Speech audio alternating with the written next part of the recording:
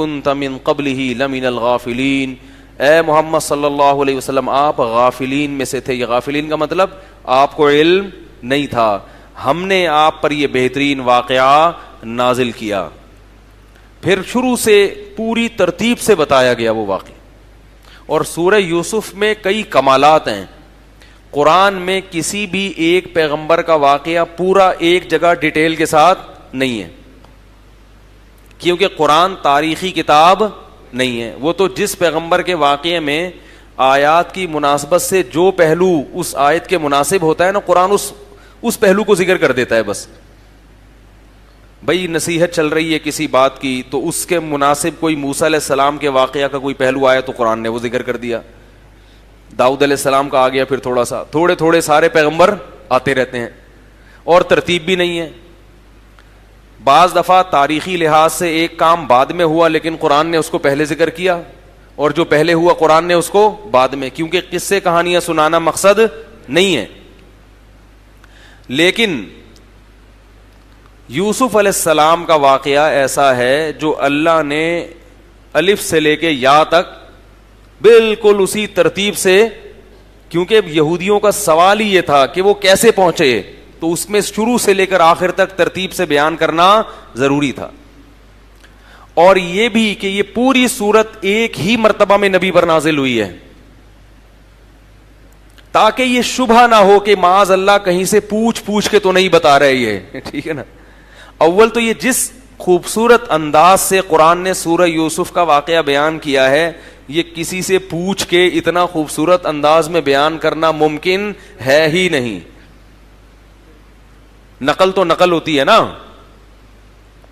وہ جو پھرے میں بیٹھے ہوتے ہیں نا امتحانی ہال میں، وہ ان کو اگر کوئی آپ پرچی پکڑا دے نا کہ بھئی اس کو نقل مار لو، تو اس کو یہ نہیں پتا ہوتا یہ پیراگراف جہاں سے شروع ہو رہا ہے تو اس میں تھوڑا سا پہلے اپنے الفاظ ڈالنے ہیں، وہ وہیں سے ویسے کا ویسے ہی چھاپ کے آ جاتے ہیں. ایسا ہی ہے نا، وہ ویسے کا ویسا ہی. جیسے وہ ایک شخص سے پوچھا نا کہ نیوٹن کا دوسرا قانون بتاؤ، تو اس نے کہا مس آخر سے یاد ہے، پورا قانون یاد نہیں ہے لیکن آدھا یاد ہے آخر سے. اس نے کہا چلو پورا نہیں تو آدھا ہی سنا دو. کہتا ہے and it is called Newton's law. وہ ہوتا ہے نا پہلے پوری ڈیفینیشن آتی ہے، آخر میں آتا ہے and it is called Newton's law. تو یہ رٹا تو یہی ہوتا ہے. اس میں کیا اسباق ملتے ہیں قرآن نے اس کو بھی بیان کیا. اب یہ تو بڑا لمبا واقعہ ہے. یہ قال یوسف، جب اس وقت کو یاد کرو جب یوسف نے اپنے والد یعقوب سے کہا انی رأیت احد عشر کوکبا، میں دیکھتا ہوں کہ 11 ستارے مجھے سجدہ کر رہے ہیں. یوسف علیہ السلام کے 11 بھائی تھے. یعقوب علیہ الصلوۃ والسلام ابراہیم علیہ السلام کے پوتے، اور اللہ نے ابراہیم علیہ السلام کو خوشخبری دی تھی کہ آپ کی اولاد میں نبوت جاری کروں گا میں. تو یعقوب علیہ السلام کی 2 بیویاں تھیں، ایک سے حضرت یوسف علیہ السلام اور بنیامین پیدا ہوئے، اور دوسرے سے باقی بھائی پیدا ہوئے. تو یہ والی جو زوجہ تھیں یا تو یہ نیک زیادہ ہوں گی، ان کے بطن سے اللہ نے زیادہ نیک بچے پیدا کر دیے.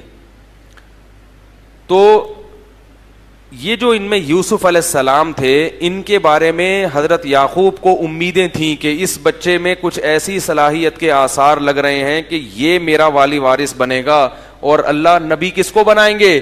اس کو بنائیں گے. اور پھر ایک دم یوسف علیہ السلام کو بچپن میں بہت ہی اچھا خواب آ گیا کہ 11 ستارے اور سورج اور چاند مجھے سجدہ کر رہے ہیں. ادھر یعقوب علیہ السلام کے جو دوسرے بھائی تھے وہ ویسے ہی ان سوتیلے بھائیوں سے کیا کرتے تھے؟ حسد. سوتیلے نہیں تھے، یہ باپ شریک بھائی تھے. سوتیلا تو الگ سے ہوتا ہے، لیکن بہرحال بالکل ویسے نہیں تھے جیسے ماں اور باپ کا سگا رشتہ ہوتا ہے. اس پہ ایک تھوڑا سا چٹکلا بھی بتا دوں آپ کو. ایک صاحب مجھے کہنے لگے، مدینہ منورہ میں بڑے عالم تھے، وہ مجھے کہنے لگے آپ ہر وقت 4 شادیوں کی بات کرتے ہو، دیکھو یعقوب علیہ السلام نے 2 شادیاں کی تھیں تو سوتیلے پن کی وجہ سے بھائیوں نے کہاں ڈال دیا؟ کنویں میں. یہ ہوتا ہے 2 شادیوں کا نتیجہ، بولو بھائی یہ ہوتا ہے. وہ دوسری بیوی سے تھے یوسف علیہ السلام نا، اچھے والے ایک اولاد ہوتی، نہ کوئی جیلسی، آپس میں ہنسی خوشی زندگی گزارتے. میں نے کہا شکر ہے آپ یعقوب علیہ السلام کے وقت میں موجود نہیں تھے, ان کو مشورہ دے دیتے تو پھر یعقوب علیہ السلام کو یوسف جیسا پیغمبر نہ ملتا. نہیں آ رہی بات سمجھ میں؟ میں نے کہا یہ اس کے نقصانات بھی ہیں لیکن اس کی برکتیں بھی ہیں. اور دوسری بات میں نے کہا کہ پیغمبر کا عمل خود حجت ہوتا ہے, پیغمبروں کے عمل میں عیب نہیں نکالا جاتا. اس سے پتہ چلتا ہے کہ اس دور میں بھی سوکنوں کے جھگڑے اور بچوں میں گڑبڑیں ہوتی تھیں, اس کے باوجود پیغمبر کیا کر رہے ہیں 2 شادیاں. تو پیغمبر کے عمل سے تو خود دلیل پکڑی جاتی ہے, نہ کہ پیغمبروں کو سکھایا جاتا ہے کہ یہ نتیجہ نکلا وہ نتیجہ نکلا. سمجھ میں آ رہی بات؟ تو وہ کیونکہ اولاد ملتی ہے نا, بڑا فائدہ کیا ہے, اولاد تو ملی نا, وہ آپس میں پڈوں کا تو حل ہو گیا, لیکن اولاد کی کثرت جب ملتی ہے تو اس میں کوئی نہ کوئی ایسا اللہ کام کا نکال دیتے ہیں جو آپ کی آخرت کے لیے بیڑا پار کرنے کا سبب بن جائے. اس لیے اولاد کی کثرت مطلوب ہے. تو اچھا یہ بھی آپ کو بتاؤں, یعقوب علیہ السلام کا جب بیٹا گم گیا تھا نا, تو اس دوران امام احمد ابن حنبل فرماتے ہیں کہ یعقوب علیہ السلام نے مزید نکاح بھی کیے ہیں. پھر سمجھ رہے ہیں بات کو؟ تو انبیاء کرام, خواتین بیان سن رہی ہیں ناراض ہو جائیں گی, بس اتنا کافی ہے. وہ کہتے ہیں کیا ہر وقت لے کے بیٹھا رہتا ہے. تو یعقوب وہ جو تھے, یوسف علیہ الصلوۃ والسلام نے بتایا کہ میں نے خواب دیکھا 11 ستارے سجدہ کر رہے ہیں. تو یعقوب علیہ السلام سمجھ گئے کہ یہ خواب معمولی نہیں ہے, یہ اللہ تعالیٰ اس میرے بیٹے کو نوازنا چاہتے ہیں. اور یہ بھی بتا دیا کہ یہ خواب بھائیوں کو مت سنانا, تمہارے خلاف تدبیریں کرنا شروع کر دیں گے. اس سے پتا چلا کہ جس سے ذرا سا بھی حسد کا اندیشہ ہو, اپنی نعمت اس کے سامنے بیان. لوگ بڑی شو بازیوں میں لگے رہتے ہیں, ابے تجھے پتا ہے میں نے یہ گاڑی خریدی, ابے تجھے پتا ہے میں نے بحریہ ٹاؤن میں پلاٹ. بھائی ہر آدمی خوش نہیں ہوگا آپ کی باتیں سن کے. بہت سے بولیں گے یار ہم بھی تو پٹیل پاڑے میں بیٹھے ہوئے اور یہ بحریہ ٹاؤن پہنچ گیا. وہ دل میں اس کے نفرتوں کے جذبات پیدا ہوتے ہیں. تو انہوں نے بتا دیا کہ نعمت کا اظہار ان کے سامنے مت کرنا. اس سے بھی پتا چلا کہ اگر بھائی کے دل میں جیلسی ہے تو اس کے سامنے بھی زیادہ شو بازی, جب بھی اس سے ملو ایسے ہی ملو جیسے تمہارے پاس کھانے کو روٹی بھی نہیں ہے. سمجھ رہے ہو نا, تاکہ وہ طرز کھا کے جیب سے 50 روپے نکال کے تمہیں دے دے. ورنہ سب بھائی ایسے نہیں ہوتے, جس میں اگر حسد ہے تو پھر اس کے ساتھ ایسا مسئلہ ہے. تو اللہ تعالیٰ نے پھر وہ کیا ہوا ہے کہ یعقوب علیہ السلام نے بتایا کہ مجھے لگتا ہے کہ اللہ جو ابراہیم علیہ السلام اور ان کی آل اولاد پہ اللہ نے نعمت کی تھی نا, وہ اللہ کس پہ کرے گا, تمہارے ذریعے سے مکمل کرے گا. میں نے ایک دفعہ اس موضوع پر مستقل بیان کیا ہے کہ اللہ نے جہاں بھی کسی بڑی شخصیت کو نوازا ہے نا, تو نیک اولاد دے کے نوازا ہے. اولاد کی اتنی بڑی ویلیو ہے اسلام میں, پیسے دے کے نہیں کیا, نیک کیا دی ہے, اولاد دی ہے. تو اولاد بہت اہم چیز ہے, اور آج کل لوگ اسی کے روکنے میں لگے ہوئے ہیں کہ نہ ہو. تو یہ آخرت میں پتہ چلے گا کتنا نقصان ہے اس کا. خیر, تو بھائیوں نے پروگرام بنا لیا, ان کو تو خواب کا پتہ نہیں تھا, پھر بھی جلتے رہتے تھے. تو ایک دن بیٹھ کے تنگ آئے, کہنے لگے کہ ابا جتنی محبت اس سے کرتے ہیں اتنی محبت ہم سے نہیں کرتے, جبکہ ہم طاقتور ہیں, جوان ہیں, ابا کے زیادہ کام آ سکتے ہیں. اور پھر انہوں نے پروگرام بنایا کہ اس بھائی کو کنویں میں پہلے تو پروگرام بنایا قتل کر دو, پھر کہا نہیں بھائی ابا سے دور کرنا ہے نا, تو قتل کی کیا ضرورت ہے, کنویں میں ڈال دو, کوئی مسافر آئے گا اٹھا کے بازار میں لے جا کے. اس زمانے میں غلاموں کی خرید و فروخت ہوتی تھی, جس کا کوئی والی وارث نہیں ہوتا اس کو غلام بنا کے بیچ دیتے تھے لوگ. تو لے جا کے کنویں میں ڈال دیا. قرآن کہتا ہے کہ ایک قافلہ گزرا پانی نکالنے کے لیے, یا بشرا ھذا غلام, بڑا خوش ہوا کہ یہ تو خوبصورت بچہ ہے. لے جا کے جلدی سے دیکھا کوئی دیکھ تو نہیں رہا, اور مصر کے بازار میں لے جا کے اس کو جلدی سے جان چھڑانے کے لیے کم پیسوں میں فروخت کر دیا, اس لیے کہ کہیں اصل مالک نہ آ جائے تو جان چھڑاؤ. مطلب فراڈی لوگ ہر دور میں ہوتے ہیں کہ بھائی کوئی دیکھ تو نہیں رہا, کسی کی گھڑی ملی ہے دیکھ تو نہیں رہا, بس پہنا دو کسی کو. تو وہ یوسف علیہ السلام اس طرح بازار میں, چھوٹے تھے اس وقت, فروخت ہوتے ہوتے کہاں پہنچے, بادشاہ کے دربار میں پہنچے. بادشاہ نے کہا ہم اس کو اولاد بنا لیتے ہیں, اولاد نہیں ہوگی اس کے, یا اس کو خدمت کے لیے رکھ لیں گے. وہ اس وقت چھوٹے تھے. فلما بلغ اشدہ, اللہ فرماتے ہیں جب جوانی کو پہنچے ہیں, تو یوسف علیہ الصلوۃ والسلام کا جو حسن تھا نا وہ معجزہ تھا. معجزہ کسے کہتے ہیں کہ جس کی کوئی سائنٹیفک لاجک نہ ہو, سمجھ رہے ہیں, یعنی ایسا کام جو اگر آپ اس کے اسباب تلاش کریں گے تو اسباب اس کے وہ اللہ کی کلمہ کن کی قدرت سے ہوتا ہے. نہیں یاری بات میرا خیال. بھائی موسیٰ علیہ السلام لاٹھی کو زمین پہ پھینک کے سانپ بن جاتی تھی. پوری دنیا کے سائنسدان اس بات کو تسلیم نہیں کریں گے کہ لاٹھی کیا بن سکتی ہے؟ سانپ.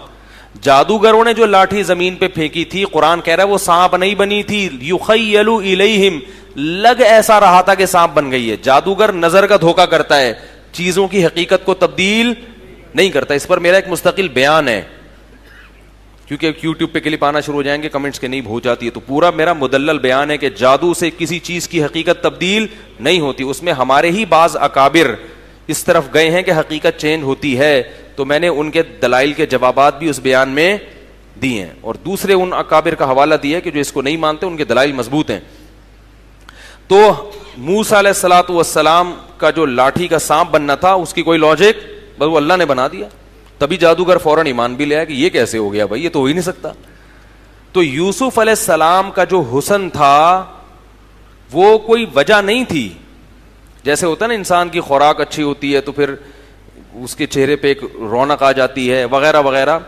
یہ معجزہ کہتے ہیں کہ ایسا کام کرنا جس سے دنیا کیا ہو جائے؟ عاجز, یعنی تصور سے بالا تر. تو اللہ تعالیٰ نے آپ کو بطور معجزے کے حسن دیا تھا, ایسا حسن کہ آپ اس کا معجزہ کا تو مطلب یہ ہے کہ آپ اس کا تصور کر ہی نہیں سکتے, اس کو ڈیفائن نہیں کر سکتے آپ. کتنا زیادہ حسن تھا, ہمارے نبی صلی اللہ علیہ وسلم نے اس کو سمجھایا ہے. فرمایا کہ جب میں معراج میں یوسف علیہ السلام سے ملا تو میں نے دیکھا کہ اس کائنات میں اللہ نے جتنا حسن تقسیم کیا ہے نا انسانوں میں, ان میں سے آدھا اکیلے یوسف علیہ السلام کو ملا ہے. یعنی جتنے حسین مرد اور عورتیں دنیا میں گھوم رہے ہیں نا, یہ اس آدھے کو تقسیم ہو کے یہ ناکیں اور آنکھیں اور پلکیں لگی ہوئی ہیں جا کے. سمجھ میں نہیں آ رہی بات؟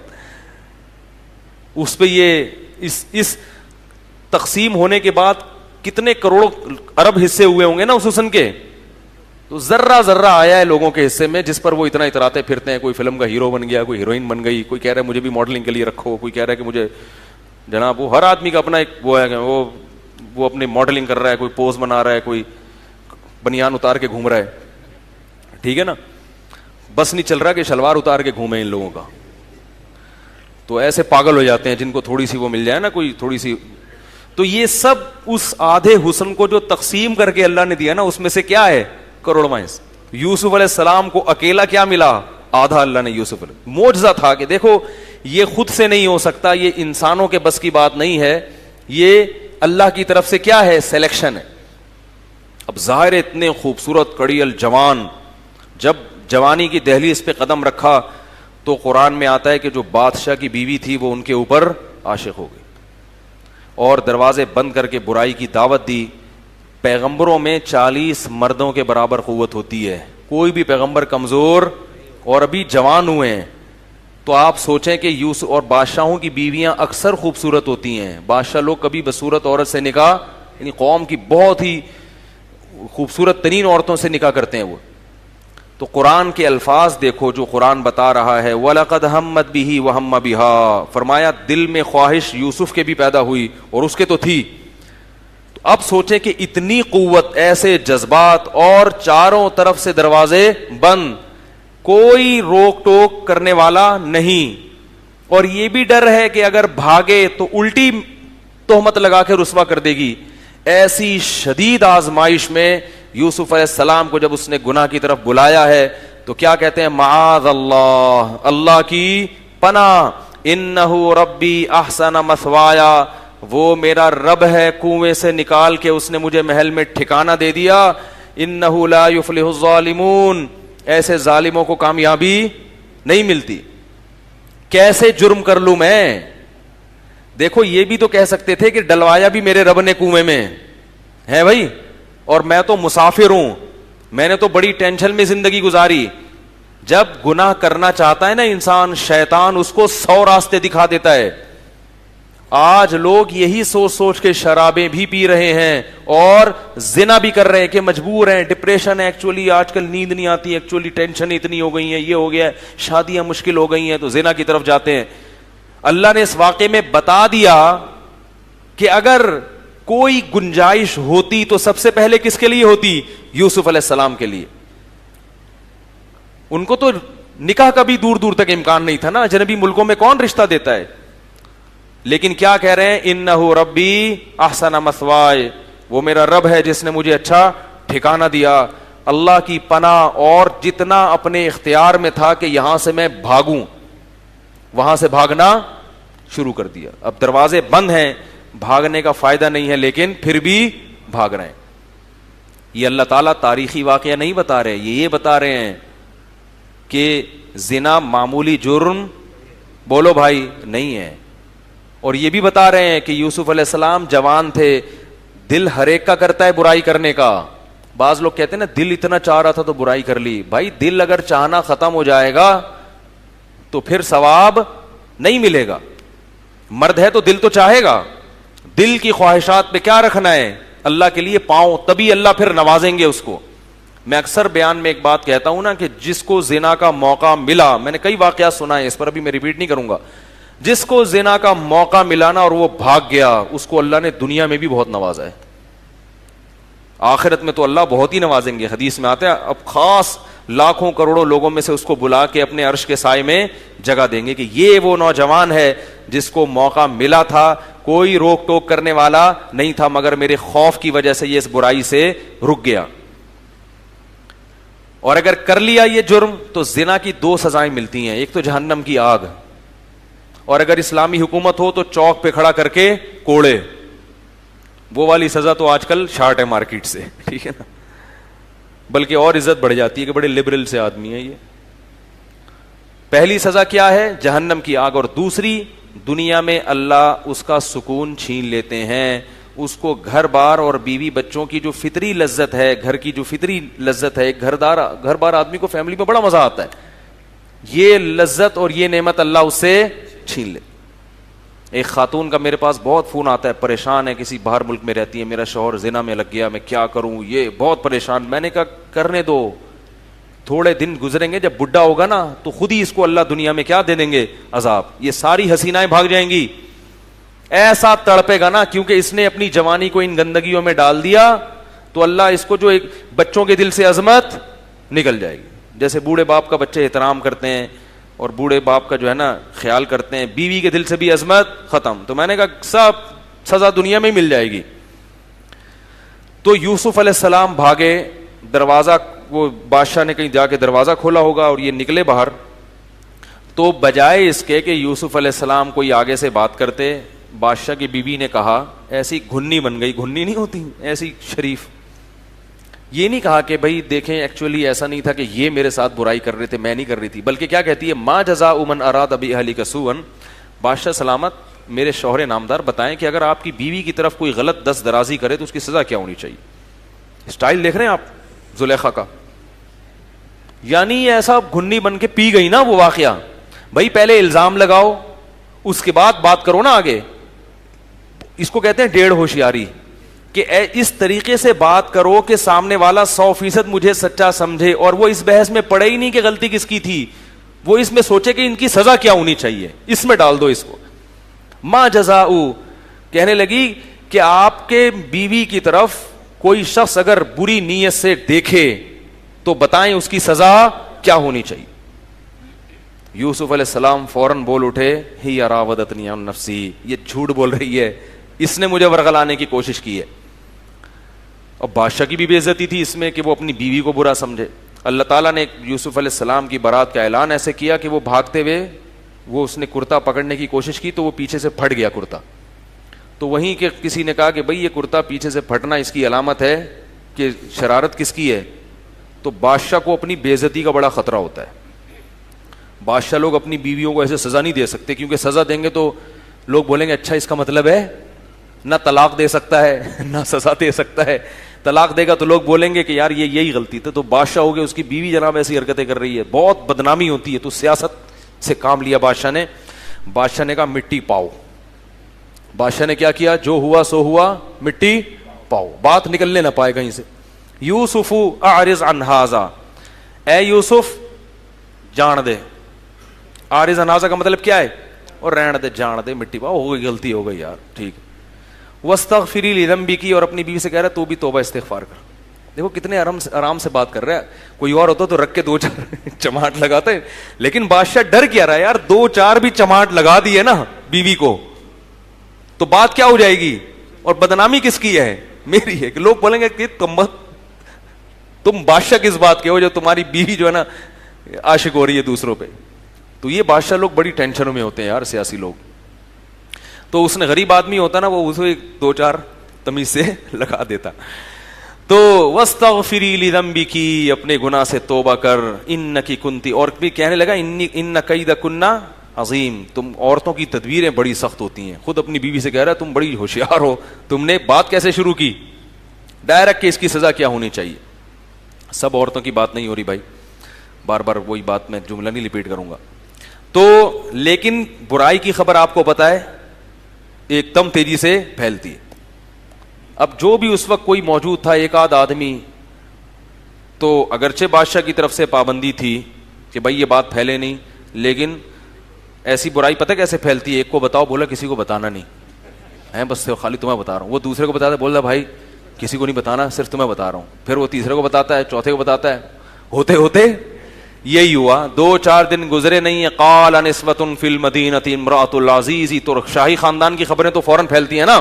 مریم نواز کا کوئی بیان آ جائے, نواز شریف کا کوئی بیان آ جائے, یا جناب عمران خان کہیں جا رہے ہوں, ایک دم خبریں پھیلتی ہیں نا. شادی کر لی اس نے, طلاق دے دی, یہ ہو گیا. تو جو ایسے لوگ ہوتے ہیں ان کی خبریں ایک دم میڈیا پہ آتی ہیں. تو قرآن کہہ رہا ہے کہ شہر کی عورتیں سب باتیں کرنے لگیں. امرأۃ العزیز, ہائے ہائے, بادشاہ کی بیوی, تراود فتاحا نفسی, عاشق کس پر ہوئی ہے, اپنے گھر کے غلام پر. یعنی رائل فیملی سے تعلق ہے تو چلو مدین کے کسی شہزادے پر عاشق ہو جاتی. انا لنراھا فی ضلال مبین, ہم اس کو کھلی ہوئی گمراہی میں دیکھتے ہیں. بڑی سخت غلطی کی ہے اس نے, بہت ہی معاذ اللہ گھٹیا سوچ, نیچ عورت ہے یہ. ہم تو سمجھتے تھے بڑی اونچے خاندان کی. ہر ایک کا اسٹیٹس ہوتا ہے نا بھائی, عاشق ہونے سے پہلے آدمی سوچتا بھی ہے تو یہ کہیں میری عزت تو خراب نہیں ہو جائے گی, کوئی اس کا فیملی اسٹیٹس دیکھا جاتا ہے. تو یہ چرچے شہر میں شروع. اب اس میں ملکہ نے اپنی بہت ہی انسلٹ محسوس کی, بےزتی, کہ بھائی یہ کیا ہو رہا ہے یار, میرے بارے میں لوگ کہہ رہے ہیں کہ یہ اتنی گندی عورت ہے, عورتیں تبصرہ کر رہی ہیں. تو اس نے کیا کیا, قرآن کہہ رہا ہے فلما سمعت بمکرہن, جب ان کا مکر سنا کہ میرے خلاف ایسی باتیں ہو رہی ہیں, تو اس نے ارادہ کیا کہ ان سب کو میں یوسف کی زیارت کراؤں گی. بولیں گی کہ یہ ہے, اگر اس کا یہ تمہارے ساتھ رہتا تو تمہارا کیا حال ہوتا, مجبور ہوں, معذور ہوں. اور ان کو بلا کے دعوت کر کے ان کے ہاتھ میں چھریاں پکڑا دیں, یہ پھل کھاٹو اور کھاؤ. اور اسی دوران یوسف علیہ السلام کو حکم دیا یہاں سے نکل کے جاؤ. قرآن کے الفاظ ہیں کہ جیسے ہی یوسف علیہ السلام گزرے ہیں, قطعن ایدیہن, جیسے ہی ان کی نظر یوسف پہ پڑی, پھلوں کے بجائے اپنی انگلیاں زخمی کر لی, کاٹ ڈالیں. قلنا, اور کہنے لگی حاشا للہ ما ھذا بشرا, اللہ کی قسم یہ شخص انسان, ہم نے انسانوں میں ایسا خوبصورت نہ سوچا نہ کبھی دیکھا. ان ھذا الا ملک کریم, آسمان کا کوئی فرشتہ ہے جو زمین پر اتر آیا ہے. جیسے ہی ان عورتوں نے کہا نا, ان کو پہلے یہ نہیں بتایا کہ یہ وہ ہے, ان کے کہا ایک بندہ ہے وہاں سے گزر جائے گا, ذرا اس کو دیکھو. تو وہ تو سمجھی پتہ نہیں کون ہے. تو فوراً بادشاہ کی بیوی نے کہا ذالکن الذی لمتننی فی, یہ ہے وہ جس کے بارے میں تم مجھے ملامت کر رہی تھی, یہ ہے وہ. اور پھر اس نے برائی کا اظہار کیا کہ وَلَقَدْ رَاوَدتُّهُ عَن نَفْسِهِ فَاسْتَعْصَمَ, یہ بچ نکلا ہے, اور اب میں بمانگے دہل اعلان کروں گی کہ اپنے عشق کا جو اس نے نا سب کے سامنے اظہار کیا عورتوں سے, کہ اب مجھے اس سے عشق کے اظہار میں کوئی عیب, کوئی بے عزتی کا خطرہ نہیں ہے. اب جب یوسف علیہ السلام نے یہ منظر دیکھا کہ وہ عورتیں بھی اس طرح برائی میں ساتھ دے رہی ہیں, تو آپ دیکھو ایک نوجوان کے لیے کتنی بڑی آزمائش ہے یہ, کتنی بڑی. اور وہ جو عورتیں بادشاہ کے دربار میں آئی ہوں گی وہ بھی اونچے خاندانوں کی ہوں گی, شاہی محل میں جن کی دعوت ہے. یوسف علیہ السلام ایسے موقع پہ اللہ سے دعا مانگتے ہیں. بادشاہ کی بیوی نے دھمکی دی وَلَئِن لَّمْ يَفْعَلْ مَا آمُرُهُ لَيُسْجَنَنَّ وَلَيَكُونًا مِّنَ الصَّاغِرِينَ, اگر میری بات اس نے نہ مانی تو میں اس کو جیل کی کوٹری میں ڈال دوں گی. دیکھو اللہ یہ واقعہ کیوں بیان کر رہے ہیں, کوئی اور ہوتا وہ کہتا اب تو میں کیا ہوں, جیل میں اس زمانے کے جیل تو بڑے سخت ہوتے تھے, ڈال کے بھول جاتے تھے, جیسے کہ یوسف علیہ السلام کو ڈال کے بادشاہ بھول گیا تھا. ایسے موقع پر کس قدر انسان برائی کی طرف مائل ہوگا. لیکن یوسف علیہ السلام نے جب جیل کی دھمکی سنی تو اللہ سے دعا مانگتے ہیں, رب السجن احب الی, اے میرے اللہ مجھے جیل زیادہ محبوب ہے اس برائی سے جس برائی کی طرف یہ مجھے بلا رہے ہیں. وَإِلَّا تَصْرِفْ عَنِّي كَيْدَهُنَّ, اور اے اللہ اگر تو نے میری حفاظت نہ کی, اصب الیہن, کہیں ایسا نہ ہو کہ میں اس جرم میں, یعنی زیادہ اپنے نفس پہ اعتماد بھی نہیں کر رہے, اللہ سے دعائیں مانگ رہے ہیں کہ تو بچا مجھے اس جرم سے. اللہ فرماتے ہیں فَاسْتَجَابَ لَهُ رَبُّهُ, رب نے ان کی دعا سن لی اور ان کو برائی سے بچا لیا. اب بات پھیل چکی تھی, بادشاہ کی بدنامی ہو رہی تھی, لوگ کہہ رہے تھے بار بار کہ اگر یوسف کی غلطی نہیں تھی تو یوسف کو محل میں رکھا ہوا کیوں ہے. تو بادشاہ نے اپنی رائل فیملی کی عزت کو بچانے کے لیے یوسف علیہ السلام کو جیل کی کوٹری میں بھیج دیا کہ نہیں جی, تاکہ پتہ چل جائے کہ لوگ یہ سمجھے کہ ان کی غلطی تھی. اب یوسف علیہ السلام کئی سال جیل میں رہے ہیں, کئی سال جیل. کیا حال ہوگا ان کا وہاں پہ. ادھر کنویں سے نکلے, ایک مصیبت سے نکل کے دوسری مصیبت. ایک دن کیا ہوا, دخل معہ السجن فتیان, دو نوجوان آپ کے پاس جیل کی کوٹری میں آئے اور کہنے لگے کہ خواب سنایا, کہ ایک نے کہا میں بادشاہ کو شراب پلا رہا ہوں, میں نے خواب میں دیکھا انگور نچوڑ رہا ہوں. دوسرے نے کہا میں نے دیکھا سر پہ ٹوکری اور پرندے اس سے وہ کھا رہے ہیں روٹی. وہ دونوں قیدی تھے. تو وہ آ کے کہنے لگے کہ اس خواب کی آپ ہمیں تعبیر بتائیں. انا نراک من المحسنین, ہم دیکھتے ہیں کہ آپ نیک آدمی ہیں. اس سے پتہ چلتا ہے کہ نیک آدمی جہاں بھی رہتا ہے وہ اپنا اثر, حالانکہ ان کو تو نہیں پتا تھا یہ پیغمبر ہے کیا, وہ کہہ رہے یار یہ نوجوان کیا لگ رہا ہے, کیا ہو گیا یار. اس سے پتہ چلتا ہے کہ جو آدمی نیک ہوتا ہے کچھ دن اس کی صحبت میں رہنے سے یقین آ جاتا ہے کہ یہ کیا ہے, نیک ہے. اور جو دو نمبر ہوتا ہے تھوڑی دیر میں پتہ چل جاتا ہے کہ یہ کیا ہے, گمار ہے.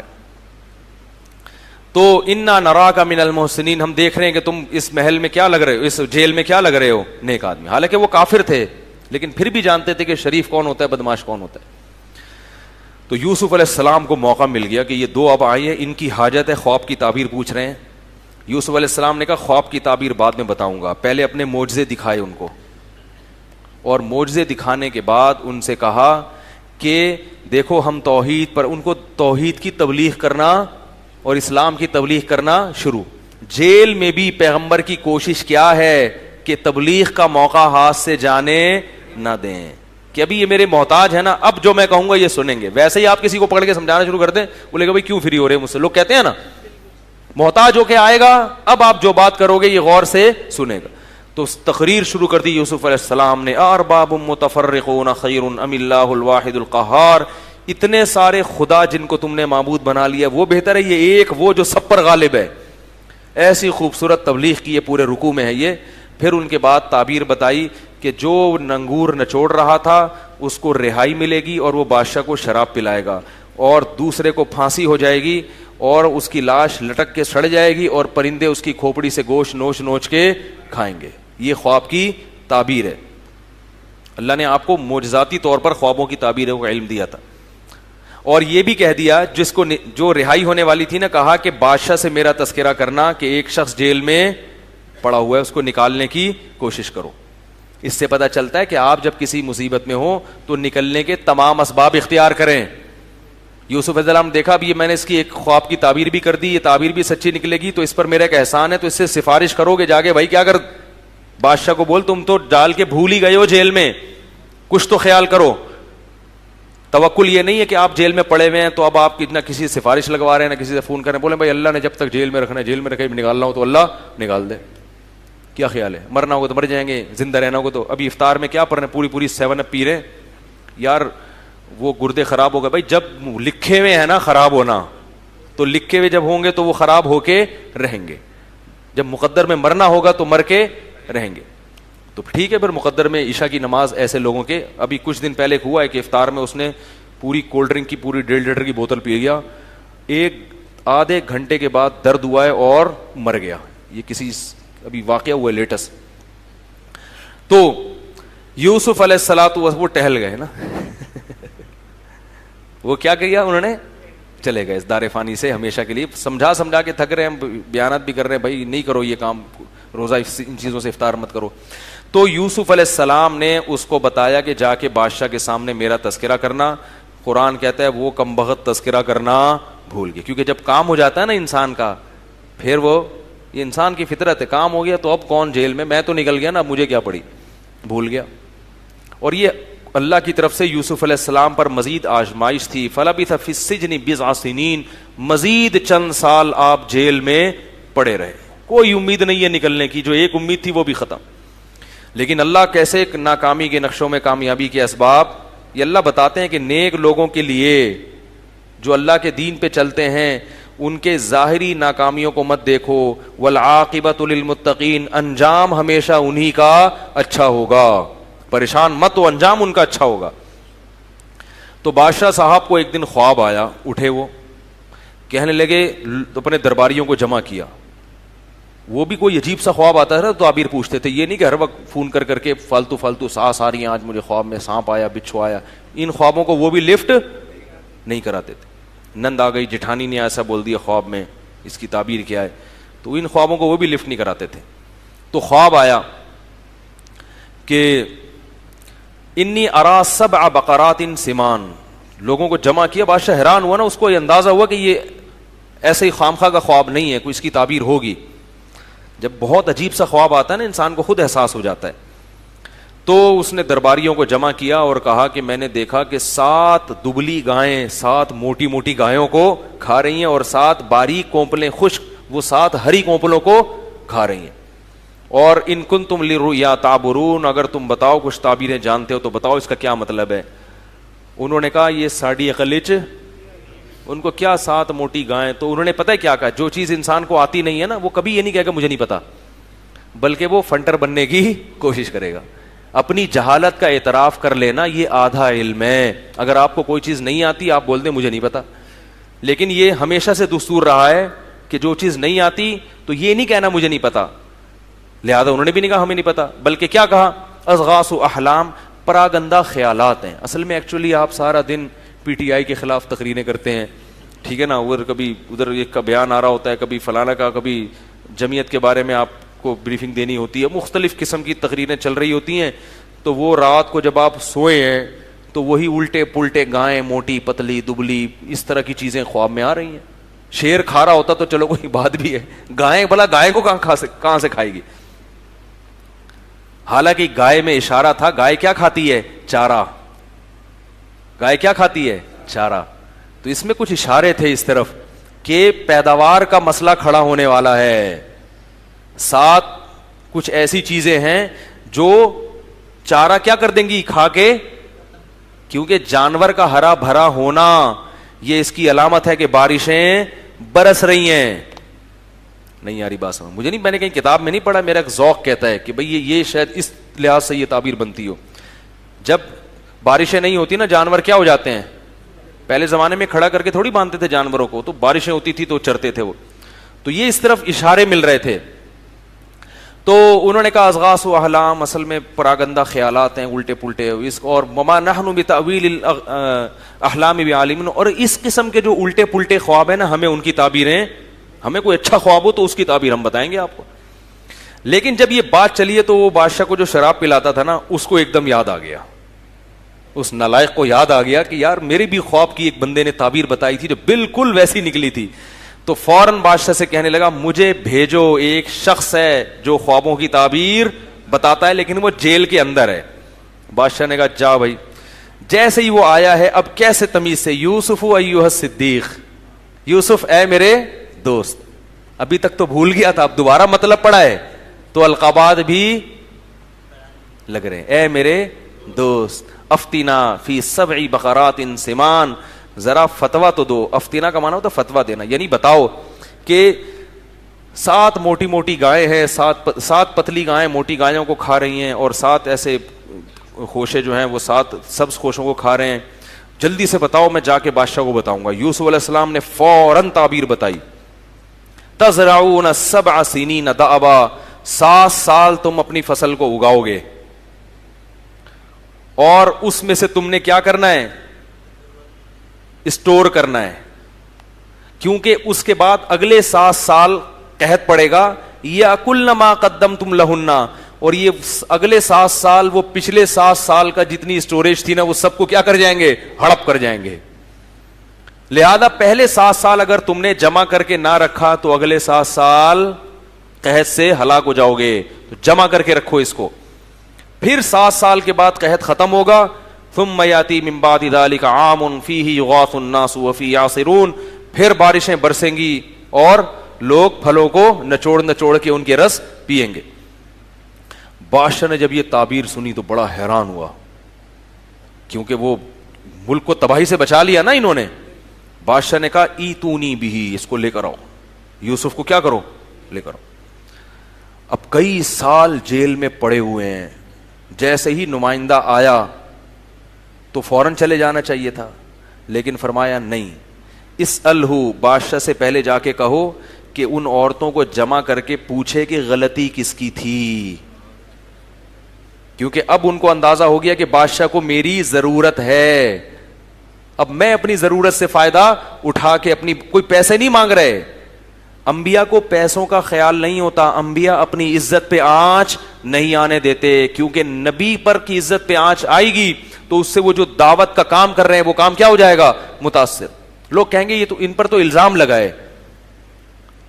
تو فوراً کہا کہ ما بال النسوۃ اللاتی قطعن ایدیہن, جن عورتوں نے اپنے ہاتھ کاٹے تھے ذرا ان سے جا کے پوچھو.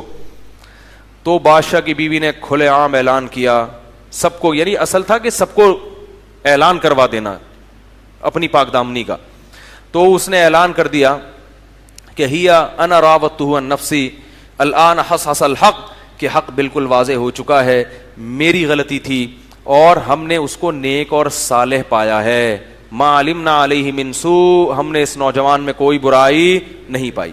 ایک بات خوب یاد رکھو, پیغمبروں کی تو براءت کا اللہ اعلان کروا دیتے ہیں, پیغمبر کے علاوہ کوئی بھی ایسی شخصیت نہیں ہے جس پر الزام لگے تو اللہ اس کی براءت لازمی اعلان کروائیں.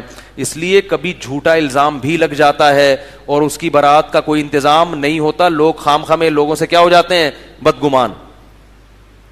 یہ ضروری نہیں ہے کہ جس نیک آدمی پر بھی تہمت لگے تو اللہ اس کی صفائی کا انتظام کرے, کیونکہ اصل بدلہ اللہ نے کہاں رکھا ہے, آخرت. پیغمبروں کا اللہ انتظام کرتے ہیں کیونکہ پیغمبر کی ذمہ داری کس نے لی ہے, اللہ نے. یہ میں اس لیے کہہ رہا ہوں کہ آج بعض شرارتی عورتیں بہت نیک لوگوں کو نا جالوں میں گھیر کے کیا کر دیتی ہیں, رسوا کر دیتی ہیں, اس کی عزت کا جنازہ نکال دیتی, ایسا اس کو گھیر دیتی ہیں, اور وہ عبرت کا کیا بن جاتا ہے, نشان.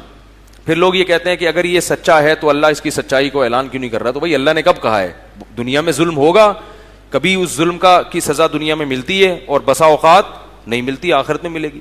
اور بعض دفعہ صحیح الزام بھی لگتا ہے, یہ مطلب نہیں ہوتا کہ سارے غلطی لگ رہے ہیں, لیکن یہ بہت حساس معاملہ ہوتا ہے کہ محض پروپیگنڈے سے متاثر ہو کر کبھی بھی کسی سے بدگمان نہیں ہونا چاہیے. اور اس کا ایک اصول ہے کہ کسی کی ذاتیات میں پڑھنے کی ضرورت ہی نہیں ہے. الزام لگا بھی ہے تو آپ کو تحقیق کرنے کی ضرورت ہی نہیں ہے, آپ بولو بھائی اس کا اور اللہ کا معاملہ ہے, کیا خیال ہے, وہ پیغمبر تھوڑی ہے. غلطی ہو بھی گئی تو توبہ کا دروازہ کھلا ہوا ہے, سب کے لیے کھلا ہوا ہے. اس لیے میں ایک بات کہتا ہوں کہ لوگ جو کہتے ہیں نا توبہ کا دروازہ کھلا ہوا ہے, تو یاد رکھو یہ مولویوں کے لیے بھی کھلا ہوا ہے. یہ جیسے عام لوگوں کے لیے کھلا ہوا ہے تو مولویوں کے لیے بھی, اگر کسی مولوی سے غلطی ہو جائے تو اس کی عزت کا جنازہ مت نکالا کرو. اول تو بسا اوقات پروپیگنڈا ہوتا ہے, اور اگر ہو بھی گئی تو شریعت ہمیں کیا کہتی ہے, چاہے مولوی ہو یا ڈاکٹر ہو یا انجینئر ہو یا کوئی بھی ہو, تو اس کی غلطی پہ کیا کرو, پردہ ڈالو, اس کو ذلیل اور بدنام کرنے کی کوشش مت کرو. کیونکہ حدیث میں آتا ہے کہ اپنی کسی شخص کی برائی کو دیکھ کے خوش مت ہو, ایسا نہ ہو اللہ اسے بچا لے اور اس جرم میں تمہیں مبتلا کر دے. جو لوگوں کی عزتوں کو اچھالتا ہے نا, اکثر اسی جرم میں اللہ اس کو مبتلا کروا دیتے ہیں شیطان کے ذریعے. تو خیر, یوسف علیہ السلام نے اعلان کروایا. آگے یوسف علیہ السلام چونکہ اپنی برات کا اعلان کر رہے ہیں تو اس میں ایک تھوڑا سا نا شائبہ ہے کہ ہم بہت نیک ہیں, ہم سے تو غلطی ہو ہی نہیں سکتی. تو آگے کہہ رہے ہیں کہ وما ابرئ نفسی, میں اپنے نفس کو کبھی بری قرار نہیں دیتا. ان النفس لامارۃ بالسوء, نفس کا تو کام ہی گناہوں کی طرف لے کے جانا ہے. الا ما رحم ربی, ہاں جس پر میرے رب نے رحم کیا. تو میرے رب کی رحمت ہے جو مجھے اس نے بچا لیا, اگر وہ نہ بچاتا تو ہم بھی گناہ میں. کیونکہ بار بار جب انسان صفائی پیش کرتا ہے نا تو اس میں یہ احساس پیدا ہوتا ہے کہ گویا ہم تو بہت ہی نیٹ کلین ہیں, تکبر پیدا ہو جاتا ہے. نہیں یاری بات میرا خیال ہے. تو دیکھو پیغمبر کے کلام میں کتنی احتیاط ہے کہ صفائی بھی بیان کر رہے ہیں اور یہ بھی کہہ رہے ہیں بھائی میں اپنے آپ کو اچھا نہیں کہہ رہا, میرا اپنا آپ تو برائی ہی کی طرف لے کے جائے گا. یہ رب کی رحمت ہے کہ اس رحمت کی وجہ سے اس رب نے مجھے بچا لیا. تو پھر صفائی اتنی کیوں بیان کر رہے ہیں؟ کہا اس لیے صفائی بیان کر رہا ہوں انی لم اخنہ بالغیب, جس بادشاہ نے اپنے محل میں مجھے ٹھکانہ دیا تھا میں نے اس کی غیر موجودگی میں اس کے ساتھ خیانت نہیں کی ہے. وہ بدگمان ہوگا کہ ہم نے تجھ پر احسان کر کے اپنے گھر میں رکھا اور تو نے میری ہی بیوی کے اوپر غلط نظریں ڈالنا. اس کو کہتے ہیں نمک حلال ہونا. آج کیا ہوتا ہے جس تھالی میں کھاتے ہیں اسی کو ٹوپی کرا کے نکل لیتے ہیں. تو بادشاہ نے جب یہ باتیں سنی تو بادشاہ بڑا متاثر ہوا کہ یہ تو بہت عقل مند اور ذہین اور نوجوان اور انتہائی شریف انسان ہے. تو بادشاہ نے کہا ایتونی بھی, اس کو لے آؤ, استخلصہ لنفسی, اسے میں اپنے دربار میں اپنے لیے رکھ لوں گا, حکومت میں اپنے ساتھ شریک کر لوں گا. یعنی شرکت کا مطلب وزیر بنا دوں گا مشوروں کے لیے, کیونکہ صحیح گائیڈ کرنے والے لوگ مارکیٹ میں کیا ہیں؟ شارٹ. الٹے آپ کو مشورے دینے والا مارکیٹ میں ہول سیل کے حساب سے ملیں گے جو آپ کی زندگی کو برباد کر دیں گے. کوئی کیا کہہ رہا ہے, کوئی کیا کہہ رہا ہے. تو بادشاہوں کو بھی ضرورت ہوتی ہے کہ کوئی انہیں صحیح گائیڈ کرے. لوگ کہتے ہیں نا فلاں کو, فلاں سیاسی لیڈر کو فلاں نے مروا دیا, فلاں کو فلاں نے مروا دیا مشورے دے دے کے. تو یہ ہوتا ہے. تو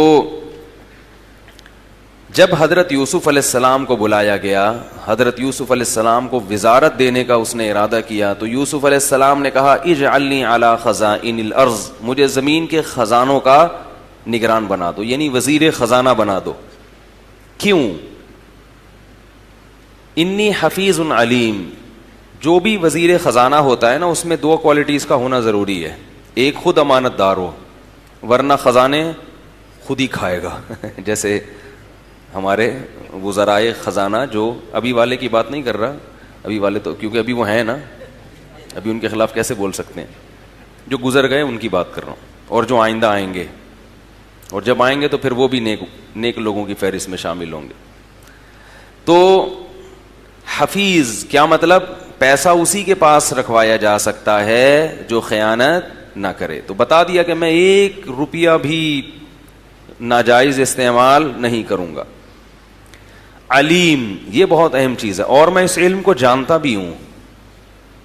میں اس علم کو, اس سے پتہ چلتا ہے کہ پیسہ کتنا خرچ کرنا ہے, کتنا بچانا ہے, یہ بھی ہر آدمی کا کام نہیں ہے. یہ بھی ایک علم ہے, یہ بھی اللہ کسی کو فراست دیتے ہیں. اب تو بڑے بڑے پیمانے پر جو مالی لین دین ہوتے ہیں اس میں اکاؤنٹنگ کا علم باقاعدہ ایک علم ہے جو سکھایا جاتا ہے. تو حضرت یوسف علیہ السلام بتا رہے ہیں کہ میں اکاؤنٹنگ کا علم پہلے سے جانتا ہوں, ماہر معیشت ہوں. اکنامکس کا سب سے بڑا مسئلہ یہی ہے نا کہ آپ کے پاس وسائل کتنے ہیں اور ان کو استعمال کیسے کرنا ہے, کون سا کہاں کرنا ہے. تو قحط پڑنے والا ہے تو اس میں تو ملک کو ضرور, جب کھلا کھاتا ہوتا ہے نا آپ کے پاس, تو نوٹ اٹھا کے کچرے میں پھینک بھی دو تو کوئی مسئلہ نہیں ہوتا. لیکن جب قحط پڑنے والا ہے تو پھر کتنا اسٹور کرنا ہے اور کتنا استعمال کرنا ہے. اور پھر مصر میں قحط پڑے گا, صرف مصر میں نہیں بلکہ ارد گرد کے جتنے ایریاز ہیں ملک ہیں ان میں بھی پڑ جائے گا. تو ساری یعنی آباد دنیا کا ایک بہت بڑا حصہ ہمارا محتاج ہوگا. تو ہمیں اس میں کیا ہوگا کہ ہم اپنی معیشت کو مضبوط کر سکتے ہیں. یعنی ہم راشن کو بیچنا شروع کر دیں گے. راشن کو کیا کریں گے؟ بیچیں گے. تو اس سے مصر کیا ہوگا؟ اور کیونکہ راشن صرف ہمارے پاس ہوگا. تو بادشاہ نے یہ پیشکش فوراً قبول کر لی کہ خزانے پہ تو کوئی نیک آدمی ہی ہونا چاہیے. بھائی خزانے پہ کون ہونا چاہیے؟ جنرل اسٹور کے ڈبے پہ ہمیشہ نیک آدمی کو بٹھاؤ. کرسی پہ بے شک کوئی بھی بیٹھ جائے لیکن ڈبے پہ کون بیٹھے گا؟ کیونکہ ایسے کئی کیسز آ رہے ہیں سامنے. جتنا وہ کھاتا ہے نا جو ڈبے پہ, جس نے آپ کو کیش کے لین دین کے لیے رکھا ہوا ہے, اتنا چور نہیں کھاتے. یہاں تک کہ اب آپ اگر جانوروں کے چارے کی دکان کھولتے ہو نا اس پہ بھی نیک آدمی رکھو. ایک صاحب نے بتایا کہ میں نے بکروں کے دانے کی دکان کھولی, اس میں ایک بندہ بٹھا لیا, وہ دانا کھاتا رہتا تھا, آدھے بورے کھا جاتا تھا ایک مہینے میں. بھائی باجرا ہے نا مرغیوں کا دانا, تو باجرا کھا رہا ہے, جب بھی چلتے پھرتے وہاں سے باجرا کھا رہا ہے, وہاں سے چنے کی دال کھا رہا ہے, کہہ رہا ہے آدھا بورا تو یہی کھا جاتا تھا. تو یہ بھی ہو رہا ہے مارکیٹ میں. خیر, تو اللہ فرماتے ہیں اس طرح ہم نے یوسف کو زمین میں ٹھکانہ دے دیا. اور قرآن کے سیاق و سباق سے پتہ چلتا ہے کہ کچھ وقت کے بعد یوسف علیہ السلام بادشاہ بن گئے. بادشاہ کی موت ہو گئی ہوگی یا کیا ہوا ہوگا, ظاہر ہے مرا ہی ہوگا, ورنہ بادشاہ اتنے آرام سے چھوڑتے تھوڑی ہیں کرسی. وجاء اخوۃ یوسف, پوری آباد دنیا میں جو ارد گرد کی تھی اس میں قحط پڑ گیا. یعقوب علیہ السلام کے گھر میں بھی قحط. خبریں مشہور ہو گئیں کہ مصر کی گورنمنٹ ایسی ہے جو لوگوں کو غلہ تقسیم کر رہی ہے. قافلے آتے تھے اور پیسے دے کے, درہم اور دینار دے کے فی کس کے حساب سے غلہ تقسیم کیا جا رہا تھا کہ جس گھر میں جتنے افراد ہیں اس کو اتنے بورے راشن کے ملیں گے, افراد کے لحاظ سے. یہ ایک مینجمنٹ ہے. اس سے پتہ چلتا ہے کہ اسلام آپ کو تمیز سکھاتا ہے. اول پھول زندگی یہ توکل نہیں ہے. لوگ کہتے ہیں جتنے پیسے کماؤ اڑاؤ, گنو نہیں, اللہ دینے والا ہے. گننا شروع کر دیا تو کیا ہوگا, برکت ختم ہو جائے گی. غلط ہے یہ. ایک گننا وہ ہوتا ہے جو پیسے کی محبت میں ہوتا ہے, ہر وقت گنتا رہتا ہے کتنے پیسے جمع ہو گئے کتنے پیسے, اور خرچ نہیں کرنا اس کو. یہ گننا حرام ہے. ایک گننا وہ ہوتا ہے تاکہ اسراف اور تبذیر سے بچ سکیں. اسراف کسے کہتے ہیں اور تبذیر کسے کہتے ہیں؟ اسراف کیسے ہیں؟ اپنی ارننگ سے زیادہ خرچ نہ ہو جائے. بھائی جب گنیں گے تو پتہ چلے گا نا کہ میرے گھر میں کتنے ٹماٹر آ رہے ہیں, کتنے پیاز آ رہے ہیں, کتنا شادیوں پہ اڑا رہا ہوں میں, یعنی بچیوں کی, صحیح ہے, اور کتنا میں بیٹوں کی یا بچیوں کی, یا کتنا فضول اڑا رہا ہوں, میری انکم اتنی ہے نہیں اور اڑا زیادہ رہا ہوں. تو اس سے بھی بچت ہو جائے گی. اور دوسرا تبذیر سے بچت ہوگی. تبذیر کہتے ہیں کہ اڑا تو اپنی انکم کے اندر ہی رہا ہے مگر غلط جگہوں پہ اڑا رہا ہے. کیا مطلب؟ جب آپ کیلکولیشن کرو گے, جب آپ کو پتا چلے گا یار اتنے میں نے غل غپاڑوں میں اڑا دیے, کیلکولیشن سے پتا چلے گا کہ یار اتنے پیسوں میں تو میں عمرہ کر سکتا تھا جو میں نے برگر اور پیزا میں اڑا دیے ہیں. اتنے پیسوں میں تو میں اگر یہ بچا کے رکھتا جو میں نے گٹکے اور پان میں اڑا دیے ہیں, اگر یہ اتنے پیسے میں بچا کے رکھتا تو 6 مہینے میں ایک سیمسٹر کی فیس نکل آتی. یہ کر لیتا, وہ کر لیتا, گاڑی خرید لیتا, موٹر سائیکل خرید لیتا, بہت کچھ. یہ مجھے تجربہ ہے. جب آپ آڈٹ کرتے ہیں اور آپ ہر چیز کو مینج کر کے چلتے ہیں تو آپ کو پتہ چل رہا ہوتا ہے کہ میرے خرچ کرنے میں کہاں کہاں ایرر ہے. ایسے سمجھائیں یار, یہ باتیں پولیس کا کام تھا سمجھانا, جو میں سمجھا رہا ہوں آپ, اور پولیس سمجھاتی ہے تو فوراً سمجھ میں آ بھی جاتا ہے. مولوی صاحب سمجھاتے ہیں تو کون سمجھے گا بھائی. تو اس لیے کیلکولیٹ کرنا چاہیے ارننگ کتنی ہے اور خرچ کتنا کرنا ہے. ہاں ایک اشکال ہوگا کہ نبی صلی اللہ علیہ وسلم نے تو صحابہ کو فرمایا, حضرت عائشہ کو فرمایا, لا تو کی فیوقع علیک, روک کے مت رکھو, گنو مت, اللہ بھی پھر گن گن کے دے گا. اشکال ہوتا ہے نا. تو بھائی یہ اعلیٰ درجے کا توکل ہے, کیونکہ وہ اتنا اعلی معیار پر تھے کہ ان کو اگر ایک وقت کا کھانا نہیں ملتا تو وہ پریشان نہیں ہوتے, تو کوئی بات نہیں ملے, کوئی اگلی دفعہ مل جائے گا. تو ایسا ظرف اگر ہے کہ اڑاؤ اور کل کھانا نہ ملے, روٹی نہ ملے, تو کسی کے سامنے ہاتھ نہ پھیلاؤ, کوئی بات نہیں, بھوکے سو جاؤ. اتنا ظرف اگر ہے تو پھر تو ٹھیک ہے, لیکن اتنا ظرف مارکیٹ میں آج کل ہے نہیں. اور شریعت نے ہمیں اس مقام تک اور اس معیار تک توکل کا مکلف بھی نہیں بنایا, یعنی شریعت نے ہم پہ واجب بھی نہیں کیا ہے کہ اتنا توکل کرو. تو ہمیں نارمل جو اسلام کی جو بیسک جو نارمل تعلیمات ہیں نا نارمل لوگوں کے لیے, اسی کو فالو کرنا ہے. سمجھ رہے ہو کہ کسی کے سامنے ہاتھ پھیلانے کی نوبت. ہمارا تو مسئلہ یہ ہے کہ پیٹ بھرا ہوا ہو نا, صرف افطاری میں خربوزے کے پیسے نہ ہوں, اس پہ لوگوں سے قرضے مانگنا شروع کر دیتے ہیں کہ آج خربوزہ نہیں ہے گھر میں. تو ایسے لوگوں کو تو لوگوں کے سامنے ہاتھ پھیلانے سے بچنے کے لیے اپنے خرچوں کو کیا کرنا پڑے گا. مجھے یاد ہے میں کسی کے یہاں پہلے رہا کرتا تھا, 8-10 سال پرانی بات ہے, تو کرائے پہ رہتا تھا. تو وہ مالک مکان ایک دن آئے, اچھی بلی ان کی تنخواہ تھی یار, مجھے آ کے قرضہ مانگ رہے ہیں. میں نے کہا پتہ نہیں کیا ہو گیا, میں نے دے دیا. پتہ چلا جی خربوزے لینے گئے تھے, یہ اتنے سارے خربوزے اٹھا کے لائے. خربوزوں کے لیے کیا مانگا؟ قرضہ مانگا افطاری میں, رمضان میں. تو اس لیے میں جو باتیں کر رہا ہوں نا میں ایسے ہی پھینک نہیں رہا, اس کے پیچھے کوئی حقیقت ہوتی ہے. تو اس لیے ہر چیز کو کیا کرنے کا حکم ہے؟ تمیز سے لے کے چلو. اس سے انسان کو پتا ہوتا ہے کہ بھئی میرے پاس کتنا ہے, اور پھر اس میں صدقہ کرنے میں بھی مزہ آتا ہے. پھر صدقہ کیا کرو خوب کہ بھائی میری اتنی ارننگ ہے کہ میں تھوڑا سا روک کے صدقہ بھی کر سکتا ہوں. پھر وہ نکالو, دے دیا, ادھر بھی دیا, ادھر بھی دیا, ادھر بھی دیا. صدقہ تو خیرات سے تو خوب کرنا چاہیے. تو حضرت یوسف علیہ السلام نے کیا کہا؟ انی حفیظ علیم, میں جانتا ہوں یہ علم. کیا مطلب؟ کیلکولیشن کا علم جانتا ہوں, معیشت کا علم جانتا ہوں. یہ نہیں کہا کہ کوئی مسئلہ نہیں, اللہ کھلانے والا ہے, اڑاؤ یار, دیکھا جائے گا جب 7 سال قحط آئیں گے, دیکھا جائے گا یار, اڑاؤ کھاؤ, جس اللہ نے آج دیا ہے کل اگلے 7 سال میں بھی وہ کھلا دے گا. یہ نہیں کہا. یہ میں اس لیے بار بار فوکس کر رہا ہوں کہ دینداروں میں یہ بڑی بڑی غلطیاں ہیں. دینداروں کو نا پورا فارمیٹ کر کے نئی ونڈو ڈالنے کی ضرورت ہے. اتنے بگڑے ہوئے ہو گئے ہیں, بہت سی چیزوں میں اتنے خراب ہو گئے ہیں کہ ان کے وائرس نکالنا آسان نہیں ہے. اسپرے سے کام نہیں چلے گا. تو اب جب پوری دنیا سے لوگ آنا شروع ہوئے, اچھا اس میں یہ بھی دیکھو, لوگ پلاننگ کرنے کو بھی توکل کے خلاف سمجھتے ہیں, فیوچر کی پلاننگ. یوسف علیہ السلام نے جو خواب کی تعبیر بتائی کہ قحط آئے گا, تو پہلے سے پلاننگ کر لی نا کہ بھائی اگلے 7 سال کی تم نے کیا کرنی ہے؟ تیاری کرنی ہے. تو پتہ چلا پلاننگ کرنا بھی توکل کے خلاف نہیں ہے, اور اگلے 7 سال کی تیاری کرنا بھی توکل کے خلاف نہیں ہے. ہاں ایک اہم بات ہے جس پر میں کسی اور وقت بیان کروں گا, ابھی نہیں کیونکہ موضوع چینج ہو جائے گا, وہ یہ کہ ان چیزوں میں اعتدال ضروری ہے, وہمی نہ بن جائیں. جیسے کمانا ضروری ہے نا, آپ توکل کر کے بیٹھ جائے کہ اللہ کھلائے گا اللہ پلائے گا تو ناجائز ہے. کمانا ضروری ہے, اسباب ہے نا کمانا, لیکن کمانے میں کیا ہے؟ اعتدال.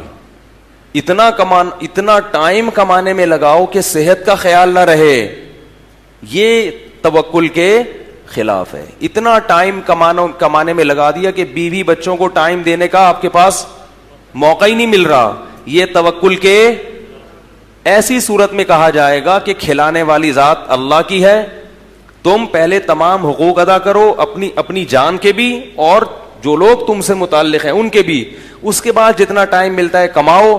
اللہ نے اگر رزق کھولنا ہوا تو اسی میں کھول دے گا, اور اتنا دے دے گا جتنا 24 گھنٹے کمانے والوں کو دیتا ہے. یہ ہے اللہ پہ نظر کا مطلب. اور اگر آپ بیوی بچوں کے حقوق ادا نہیں کر رہے اور کمانے میں دن رات ایک لگ کر دیے, یہ توکل کے خلاف ہے. کیوں؟ آپ سمجھتے ہو کہ میری محنت سے ملے گا, سمجھ رہے ہو, تبھی تو محنت کو فوکس کر رہے ہو, اللہ کے احکام کو فوکس نہیں کر رہے. تو مسلمان کہتا ہے کہ ملے گا اللہ سے, لیکن اللہ نے چونکہ محنت کا حکم دیا اس لیے ہم اللہ کے کہنے پر محنت کر رہے ہیں. تو اس میں اعتدال. صحت کے معاملے میں بھی اعتدال.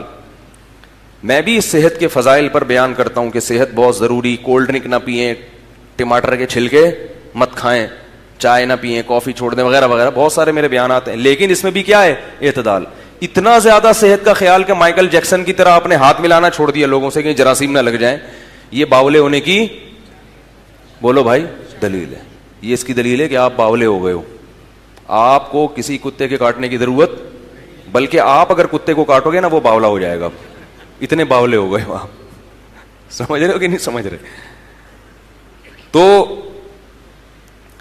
اعتدال. صحت کے معاملے میں بھی کیا ہے؟ اعتدال. بھائی سرسری طور پر یہ کھانے پینے میں احتیاط, پیزا میزا چھوڑ دیا, یہ سب چیزیں چھوڑ دیں, واکنگ کی, جاگنگ کی, اپنا آرام سے فٹ فاٹ, پھر بھی بس اتنا کافی. باقی یہ کہ اس کو چھینک آ گئی تو 6 کلومیٹر دور بھاگ گئے, ہاتھ نہیں ملانا, بچے کو پیار نہیں کرتے کہ جراثیم نہ لگ جائیں, یہ سب بے وقوفوں والی حرکتیں. دستانے پہن کے ہاتھ میں رکھنا, یہ تبھی نبی صلی اللہ علیہ وسلم. ابھی میں اس موضوع پر جاؤں گا, بہت بات لمبی ہو جائے گی, ٹاپک سے رہ جاؤں گا. تو خیر, حضرت یوسف علیہ الصلوۃ والسلام کے پاس وہ کون آ گئے؟ بھائی بھی آئے.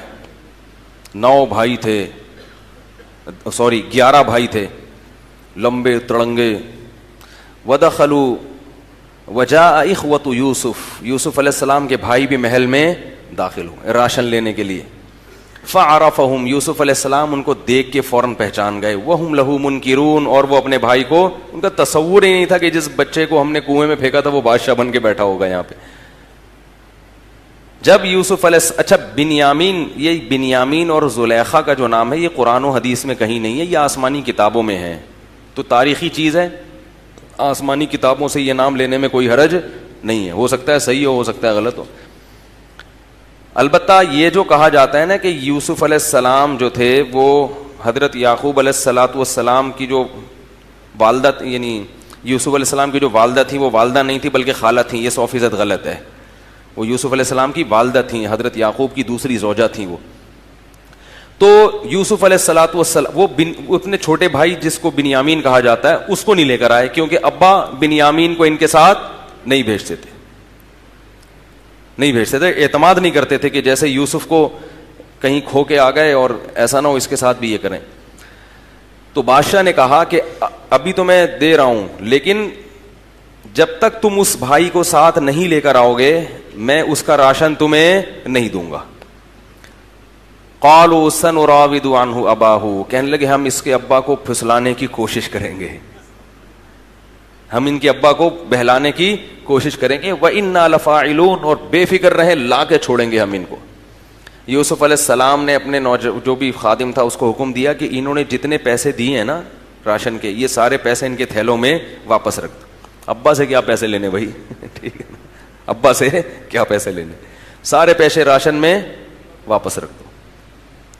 جب یہ قافلہ واپس گیا ہے تو ابا سے جا کے کہا ابا بنیامین کا راشن نہیں ملا. بادشاہ نے کہا ہے کہ اس بھائی کو لے کر آؤ گے تو ملے گا ورنہ نہیں ملے گا. ابا نے کیا کہا، لن ارسلہ معکم هل آمنکم علیہ کما امنتکم علی اخیہ من قبل، اس کے بھائی کے بارے میں تم پر میں نے اعتماد کیا تھا تو ایسے ہی میں تم پر اعتماد کر لوں، یہ ممکن نہیں ہے. تو جب انہوں نے پونجی کھولی تو اس میں جب راشن کھولا تو اپنے پیسے واپس نکل آئے. تو ابا سے کہنے لگے دیکھو کتنا اچھا بادشاہ ہے، ہمارے پیسے بھی واپس کر دیے تو بھائی واپس کیوں نہیں کرے گا، ٹھیک ہے نا، بھائی کو کیسے رکھے گا.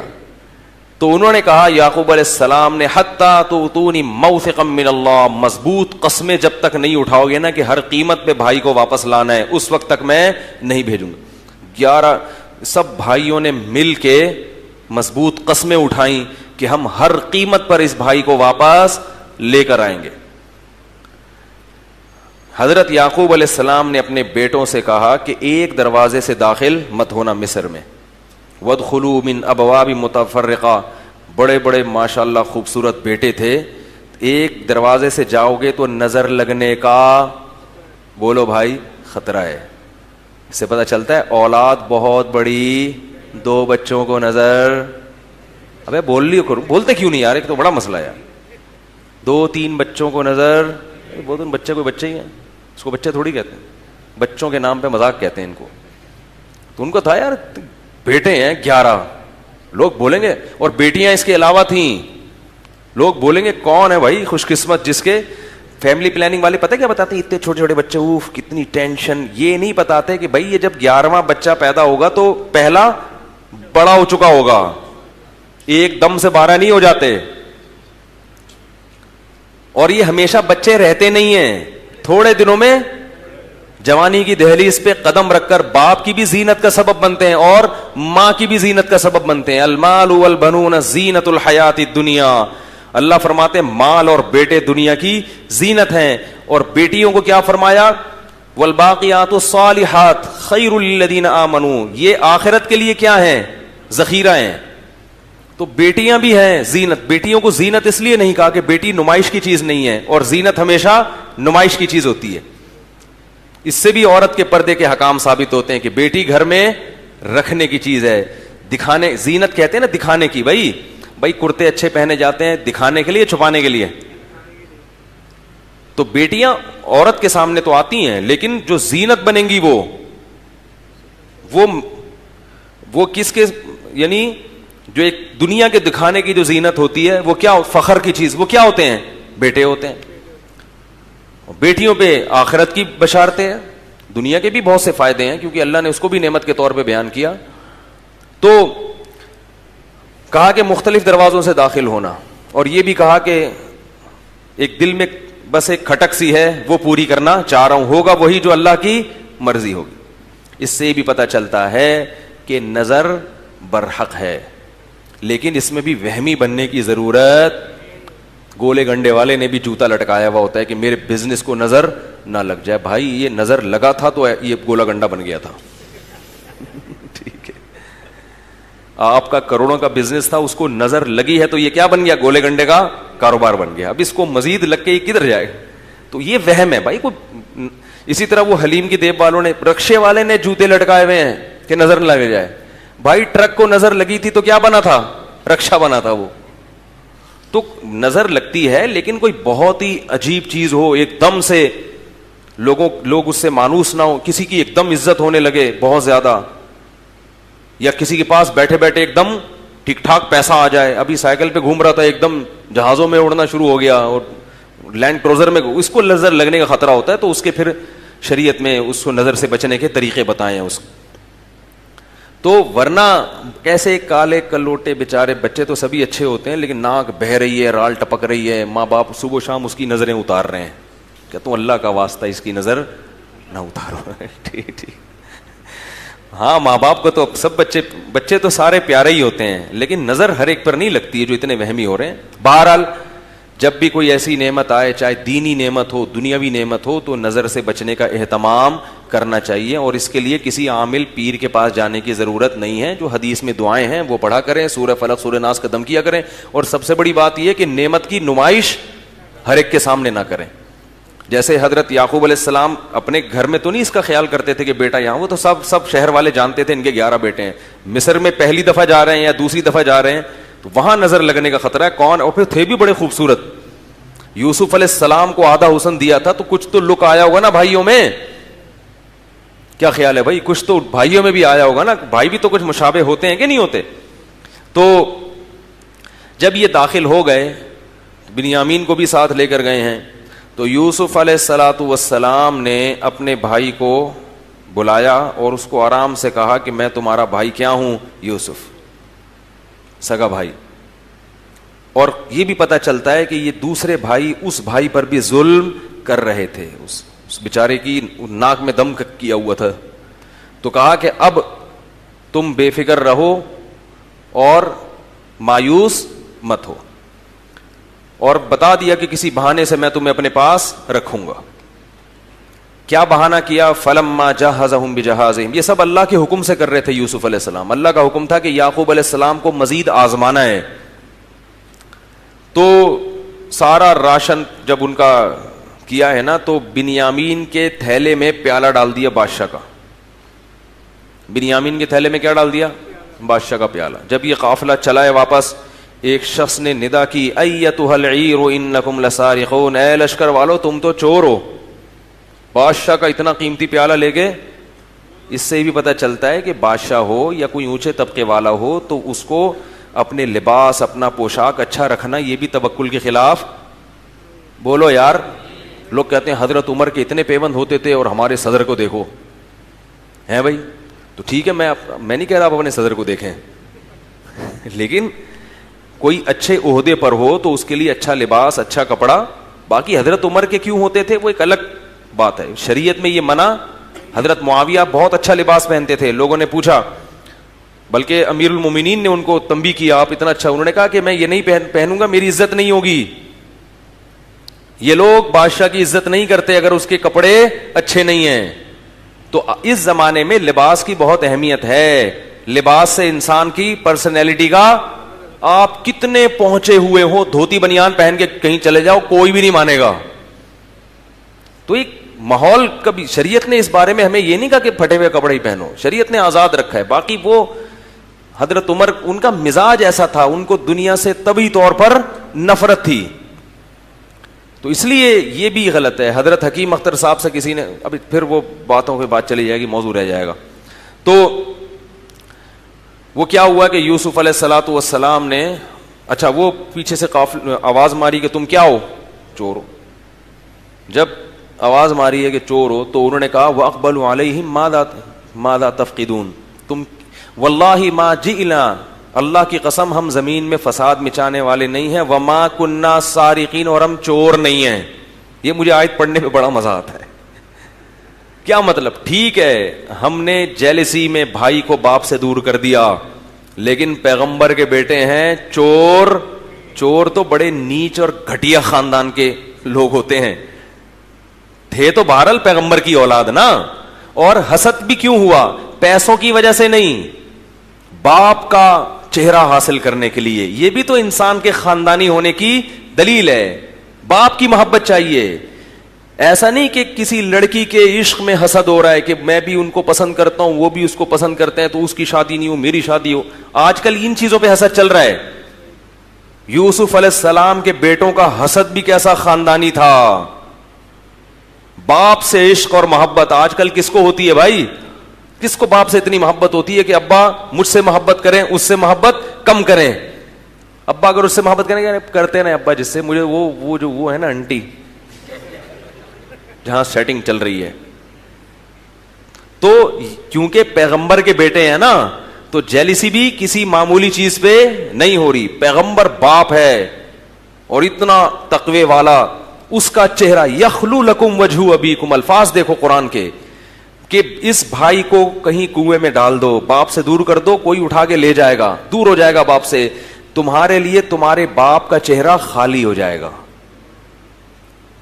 تمہیں تمہارے باپ کی توجہ پوری ملے گی. حالانکہ جوان بیٹے تھے، جوان بیٹوں کو تو بوڑھا باپ ویسے بھی اچھا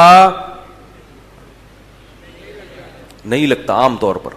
وہ تو چاہتے ہیں کہ خام خام ابا کی ٹینشن ہی ہے. آج کل اللہ نہ کرے جو ذہن بنا ہوا ہے، تو جوان بیٹوں کو بوڑھے باپ کی کیا ضرورت؟ تبھی تو کہہ رہے ہیں نحن عصبہ، ہم مضبوط لوگ ہیں. تو اس لیے میں کہتا ہوں کہ جو اونچے خاندان کے لوگ ہوتے ہیں نا، ان کی خطائیں بھی خاندانی ہوتی ہیں، گھٹیا خطائیں بھی وہ نہیں کرتے. تو اس لیے جب میں آیت پڑھتا ہوں بڑا مزہ آتا ہے کہ بھائی ما کننا سارقین، ہم لوگ چور نہیں ہیں. چور تو بڑے گھٹیا لوگ ہوتے ہیں، ادھر سے وہ اٹھا لیا. ہم لوگ ایسے نہیں ہیں بھائی، پیغمبروں کی اولادیں ہیں. تو فوراً کہا کہ اگر تم لوگوں کے سامان میں سے نکل گیا وہ پیالہ اور تم جھوٹے ثابت ہو گئے تو کیا سزا ہے؟ تو اس زمانے میں چور کی سزا یہ تھی کہ جس کی چوری کی ہے نا، چور اس کا غلام بن کے رہتا تھا، خدمت کے لیے اسی کو حوالے کر دیا. انہوں نے کہا جزاؤہ ما وجد فی رحلہ فہو جزاؤہ، کہ جس کے سامان میں سے وہ نکل آئے پیالہ اسی کو رکھ لو. ان کا تو خیال ہی نہیں تھا کہ ہم لوگوں کے پیالے میں سامان میں سے پیالہ نکلے گا. تو قرآن کہہ رہے جب سب کی تلاشی لی گئی تو بنیامین کے تھیلے میں سے پیالہ نکل آئے. تو وہ کہنے لگے یا ایھا العزیز ان لہ ابن شیخا کبیرا، اے بادشاہ اس کا ایک بوڑھا باپ ہے، فخذ احدنا مکانا. کتنی بڑی قربانی دے رہے ہیں. اب دیکھو کہ ہم میں سے کسی کو بھی رکھ لو، جس پہ ہاتھ رکھو گے وہ تمہارا غلام بن کے، یعنی گویا کہ چوری اس نے کی ہے مگر سزا ہم بھگتنے کے لیے تیار ہیں، ہمیں دے دو سزا. کیونکہ اس کا بوڑھا باپ اس کی جدائی برداشت. دیکھو اللہ کے فیصلے کیسے ہوتے ہیں. باپ کا ابھی ایک غم ختم نہیں ہوا ہے، محبوب ترین بیٹا وہ چھین لیا، کتنا عرصہ لگ گیا، اللہ دوسرا بیٹا بھی چھین رہا ہے. اس سے پتہ چلتا ہے کہ کسی پر مصیبتیں آنا یہ اللہ کے ناراض ہونے کی دلیل نہیں ہے. آج بھی تھوڑی دیر پہلے کسی کا فون آیا، میرے ساتھ یہ مسئلہ، میرے ساتھ یہ مسئلہ، مجھ سے پتہ نہیں کوئی گناہ ہو گیا ہے، میں کیا کروں؟ میں نے کہا کوئی گناہ نہیں ہوا، اللہ آپ کو اپنے قریب کرنا چاہتا ہے. ورنہ مولوی کو کدھر فون کرتے تم؟ کیا خیال ہے بھائی؟ مولوی کو کون فون، مولوی کو کون لفٹ کراتا ہے؟ مرنے پہ جنازہ ونازہ پڑھوا لیتے ہیں. تو شکر ہے خطرے نہیں کرواتے ہیں مولویوں سے، نائیوں سے کرواتے ہیں. سارے ایسے ایسے کام چھوٹے چھوٹے کس کے ذمہ لگائے ہوئے ہیں؟ مولاناؤں کے. تو میں نے کہا بھائی اللہ اپنے قریب کرنا چاہتا ہے. تو یعقوب علیہ السلام کا دوسرا بیٹا بھی چھن گیا. وہ رو رہے ہیں کہ ہم میں کسی ایک کو رکھ لو. انہوں نے کہا نہیں، معاذ اللہ، اللہ کی پناہ کیسے رکھ لوں؟ جس نے کیے جرم وہ اسی کو رکھے. قرآن کہتا ہے فَلَمَّا اسْتَيْأَسُوا مِنْهُ خَلَصُوا نَجِيًّا، جب یہ سارے بھائی مایوس ہو گئے، بڑا زور لگایا انہوں نے، تو یہ سب کنارے پہ جا کے آپس میں سرگوشی کرنے لگے. یار مشورہ دور کیا کریں بھائی. قال کبیرہم، جو بڑا تھا نا، بڑا بھائی، اس نے کہا الم تعلموا تم جانتے نہیں کہ باپ سے کتنی مضبوط قسمیں لی تھی ہم نے, اور اس سے پہلے یوسف کے بارے میں ہم نے کیا کیا ہے, لہذا لن ابرح الارض میں تو یہیں رہوں گا. بڑا ہونے کا ناجائز فائدہ ہر دور میں اٹھایا جاتا رہا ہے. میں کیا میں گھر نہیں جاؤں, حتی یأذن لی ابی جب تک ابا مجھے خود نہیں بلائے گا, او یحکم اللہ لی یا اللہ مجھے موت نہیں دے دے گا, میں ادھر ہی پڑ جاؤں گا, مر جاؤں گا کوئی بات نہیں, قحط سے مر جاؤں, بھوک سے مر جاؤں. ارجعوا الی ابیکم تم سب جاؤ باپ کے پاس, فقولوا اور جا کے کہو, یا ابانا ان ابنک سرق ابا آپ کے بیٹے نے چوری کر لی ہے, وما علمنا وما شہدنا الا بما علمنا ہم وہی کہہ رہے ہیں جس کا ہمیں علم ہے, اور ہمیں غیب کا علم نہیں تھا کہ بیٹا یہ کام بھی کر سکتا ہے, یہ حرکت بھی کر لے گا یہ. اور ابا کو کہو واسأل القریۃ التی کنا فیہا ابا آ کے خود بستی والوں سے پوچھ لو, اور جو قافلے آ رہے ہیں ان سے پوچھو, وَإِنَّا لَصَادِقُونَ اللہ کی قسم ہم سچ بول رہے ہیں. پوری سمجھا کے نا پوری کہانی ایسے جا کے ابا کو سمجھانا, ہم ادھر ہی ہیں آرام سے, ہم نہیں جائیں گے, ہم نہیں جائیں گے. اب یعقوب علیہ السلام کدھر تفتیش کے لیے جاتے ہو, تو بوڑھے ہو گئے تھے. جیسے ہی بیٹوں نے آ کے یہ بتایا, جب یوسف علیہ السلام کی خبر دی تھی کہ بھیڑیے نے کھا لیا, تو یعقوب علیہ السلام نے یہ کیا کہا تھا, بل سولت لکم انفسکم امرا جھوٹ بول رہے ہو, تم نے کوئی چیز خود سے کوئی کہانی گڑھ لی ہے. اور واقعی اس وقت یعقوب علیہ السلام صحیح کہہ رہے تھے. اب جب بیٹوں نے آ کے بتایا کہ ابا اس نے چوری کی اور ایسا ہو گیا, یعقوب علیہ السلام جانتے تھے میرا بیٹا چوری نہیں کر سکتا تھا, یہ بھی کیا کر رہے ہیں, گڑھ رہے ہیں. یہاں بھی وہی الفاظ, بل سولت لکم انفسکم امرا تمہارے نفسوں نے ایک نئی چیز گڑھ لی ہے. پہلے بھی کہا فصبر جمیل صبر کے علاوہ کوئی راستہ نہیں ہے, اب بھی کہا فصبر جمیل صبر کے علاوہ کوئی راستہ نہیں ہے.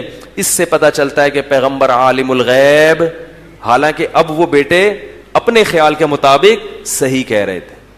اس سے پتہ چلتا ہے کہ بھائی ہم یقین کو نہیں جانتے, ہم قرائن کو دیکھ کر اندازے لگاتے ہیں, اور وہ قرائن کبھی غلط بھی ہو سکتے ہیں. اب جب صبر جمیل کیوں, کہ بیٹوں کا کیا اکھاڑیں گے بھائی, بیٹوں کو کیا بگاڑ سکتے, کہاں سے نکلوائیں ان کو.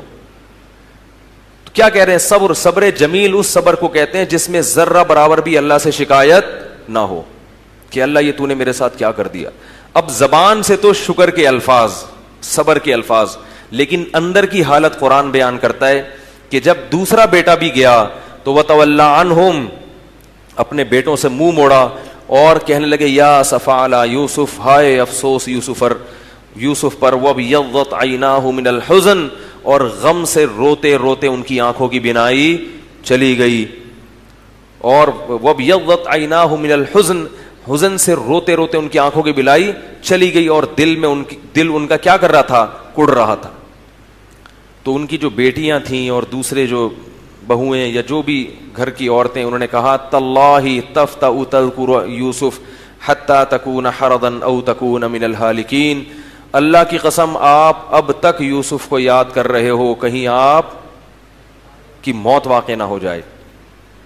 تو یعقوب علیہ السلام جواب میں کیا کہتے ہیں, انما اشکو بثی وحزنی الی اللہ, میں اپنا غم اللہ کے سامنے بیان کر رہا ہوں, تمہارے سامنے بیان نہیں کر رہا. وَأَعْلَمُ مِنَ اللَّهِ مَا لَا تَعْلَمُونَ اللہ کے بارے میں وہ کچھ جانتا ہوں جو تم نہیں جانتے. مجھے پتا ہے کہ یہ غم ہے, لیکن اس میں میرے رب کی کوئی نہ کوئی مصلحت ہے, کیونکہ محبوب جب محبوب کو تکلیف دیتا ہے وہ تکلیف کسی راحت کا پیش خیمہ ہوتی ہے. رو بھی رہے, آنکھوں کی بینائی بھی چلی گئی, مگر زبان سے کیسے صبر کے الفاظ کہہ رہے ہیں. اور پھر بیٹوں سے کہا کہ مجھے پتا ہے کہ نہ یوسف قتل ہوا, نہ اسے بھیڑیے نے کھایا, نہ بنیامین, جاؤ دونوں بیٹوں کو تلاش کر کے لے کر آؤ. یا بنی اذهبوا فتحسسوا من یوسف واخیہ ولا تیأسوا من روح اللہ, اللہ کی رحمت سے مایوس مت ہو, انہ لا ییأس من روح اللہ الا القوم الکافرون, اللہ کی رحمت سے وہی مایوس ہوتا ہے جو خدا کا منکر ہے. دیکھو ہمیں جب غم پہنچتا ہے نا, ہم کیسی الٹی الٹی باتیں, یار اللہ کو میں ہی ملا تھا تکلیف پہنچانے کے لیے, میری تو قسمت میں خوشی ہے ہی نہیں, ایک مصیبت ختم نہیں ہوتی دوسری, مجھے تو لگتا ہے کہ اللہ نے میرے ساتھ ہی پتہ نہیں میں ہی ملا ہوں, اس طرح کی الٹی الٹی باتیں شروع کر دیتے ہیں. بھائی ہم غلام ہیں, غلام کی نہیں چلتی, چلے گی کس کی؟ اللہ کی چلے گی. تو کہہ رہے ہیں کہ اللہ کی رحمت سے مایوس مت ہو. کتنا حوصلہ ہے دیکھو.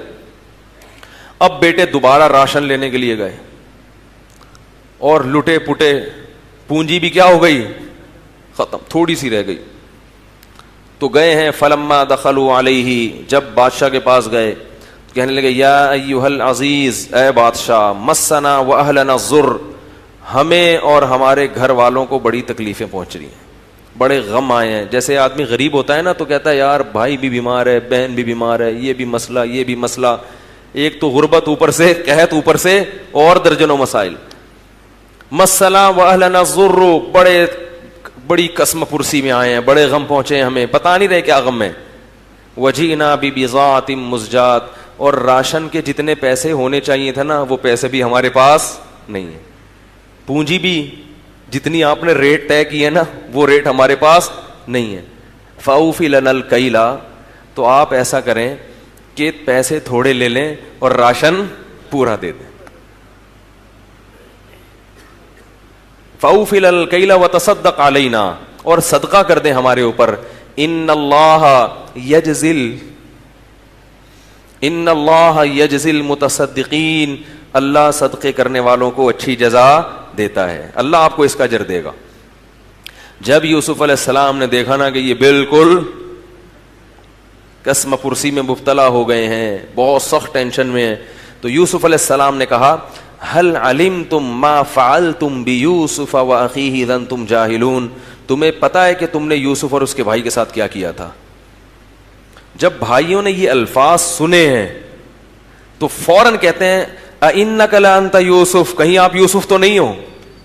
کیسے انہوں نے اندازہ لگایا دیکھو کہ بھئی یہ واقعہ تو یوسف کے علاوہ کسی کو معلوم تھا ہی نہیں, اور یقیناً شباہت بھی تھوڑی تھوڑی تو آتی ہوگی نا, کنفیوز تو تھے. جیسے ہی یہ کہا, سوال کا جواب نہیں دیا کہ ہم نے کیا کیا کیا نہیں کیا, جب انہوں نے کہا کہ تمہیں پتا ہے یوسف کے ساتھ تم نے کیا کیا, تو فوراً پکار اٹھے اِنَّكَ لَأَنْتَ یوسف, کیا واقعی تم تو یوسف نہیں ہو؟ قال انا یوسف, یوسف علیہ السلام نے کہا ہاں میں یوسف ہوں اور یہ میرا بھائی. قد من اللہ علینا, تحقیق اللہ نے ہم پر بہت بڑا احسان کیا.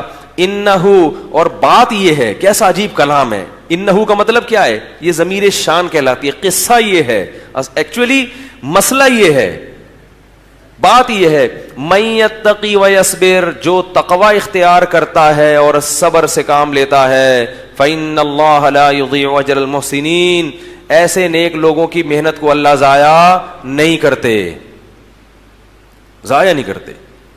تو فوراً جو حسد کا شکار تھے نا, جو تھوڑی سی نعمت پہ جل رہے تھے کہ اس کو اچھے اچھے خواب کیوں آ رہے ہیں, ٹھیک ہے نا, اور ابا کا لاڈلا کیوں ہیں, اب تو بالکل جل کے ختم ہو جانا چاہیے تھا کہ تو بادشاہ بن گیا. اب کیا کہہ رہے ہیں؟ تاللہ لقد آثرک اللہ علینا, اللہ کی قسم اللہ نے تجھے ہم پر ترجیح دی ہے. وہ حسد کیا ہو گئی؟ ختم. کتنا جلیں کتنا حسد کریں, جب اللہ کسی کو نوازنا چاہے تو ہم جل جل کے حسد کر کے اپنا ہی خون جلا سکتے ہیں. ہم نے تو اس کا نقصان پہنچانے میں کوئی کسر نہیں چھوڑی تھی, اور حاسد کبھی جس سے حسد کرتا ہے اس کے منہ پہ اس کی تعریف نہیں کرتا, لیکن اب منہ پہ تعریف کر رہے ہیں. تاللہ لقد آثرک اللہ علینا, اللہ کی قسم اللہ نے تجھے ہم پر فضیلت دی ہے. وَإِن كُنَّا لَخَاطِئِينَ, اور ہم واقعی گنہگار تھے, ہم سے غلطی ہوئی. یوسف علیہ السلام نے فوراً کہا لا تثریب علیکم اليوم, تم پر کوئی گناہ نہیں ہے, کوئی سزا نہیں ہے. یغفر اللہ لکم, اللہ بھی تمہیں کیا کرے؟ معاف کر, کچھ نہیں, بھول جاؤ کیا ہوا تھا. اور کہا کہ اذهبوا بقمیصی ھذا, میرا یہ کرتا لے کے جاؤ اور میرے والد کے چہرے پہ ڈال دو, یأتی بصیرا, ان کی نگاہیں لوٹ آئیں گی. جب وہ کرتا لے کے خوشخبری دینے والا بھاگتا ہوا, قافلے تو آرام آرام سے آتے ہیں نا, ایک بیٹا کیا کیا, اس نے کہا میں فوراً کرتا لے جا کے ابا کو خوشخبری سناتا ہوں. قرآن کہتا ہے کہ جب یعقوب علیہ السلام وہ وہاں سے مصر سے چلا ہے نا وہ قاصد, تو یعقوب علیہ السلام نے اپنے گھر کی عورتوں کو جمع کر کے کہا انی لاجد ریح یوسف لولا ان تفندون. کیسا عجیب الفاظ ہے کہ مجھے یوسف کی خوشبو آ رہی ہے, اگر تم یہ نہ ہو کہ بڑھاپے میں میرا دماغ کام کرنا چھوڑ دیا ہے. تم اگر یہ نہ کہو نا کہ ابا بوڑھے ہو کر عجیب عجیب سی باتیں کر رہے ہیں, تو میں تمہیں صحیح بتاؤں مجھے یوسف کی خوشبو محسوس ہو رہی.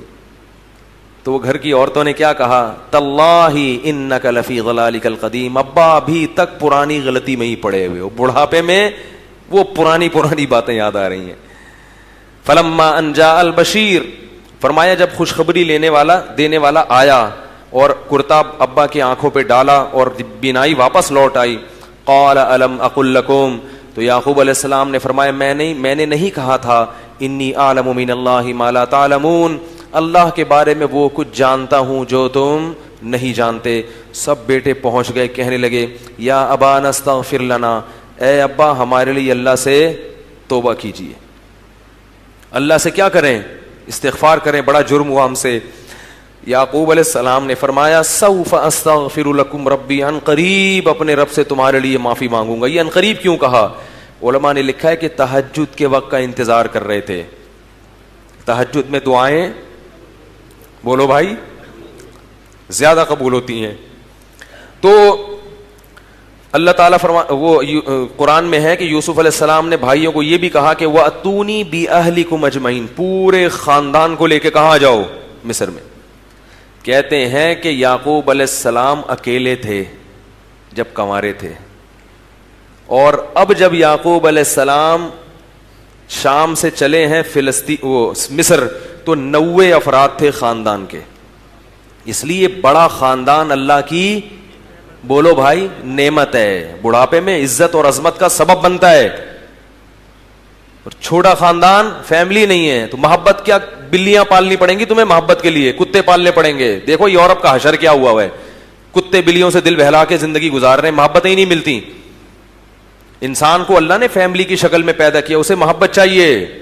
تنہائی میں پیدا انسان کا یہ آپ کہتے ہیں نا انسیت, یہ الف نون اور سین, یہ انسان جو ہے نا یہ انسیت سے نکلا ہے, اور اس کی اپوزٹ ہے وحشت, وحشی جانور.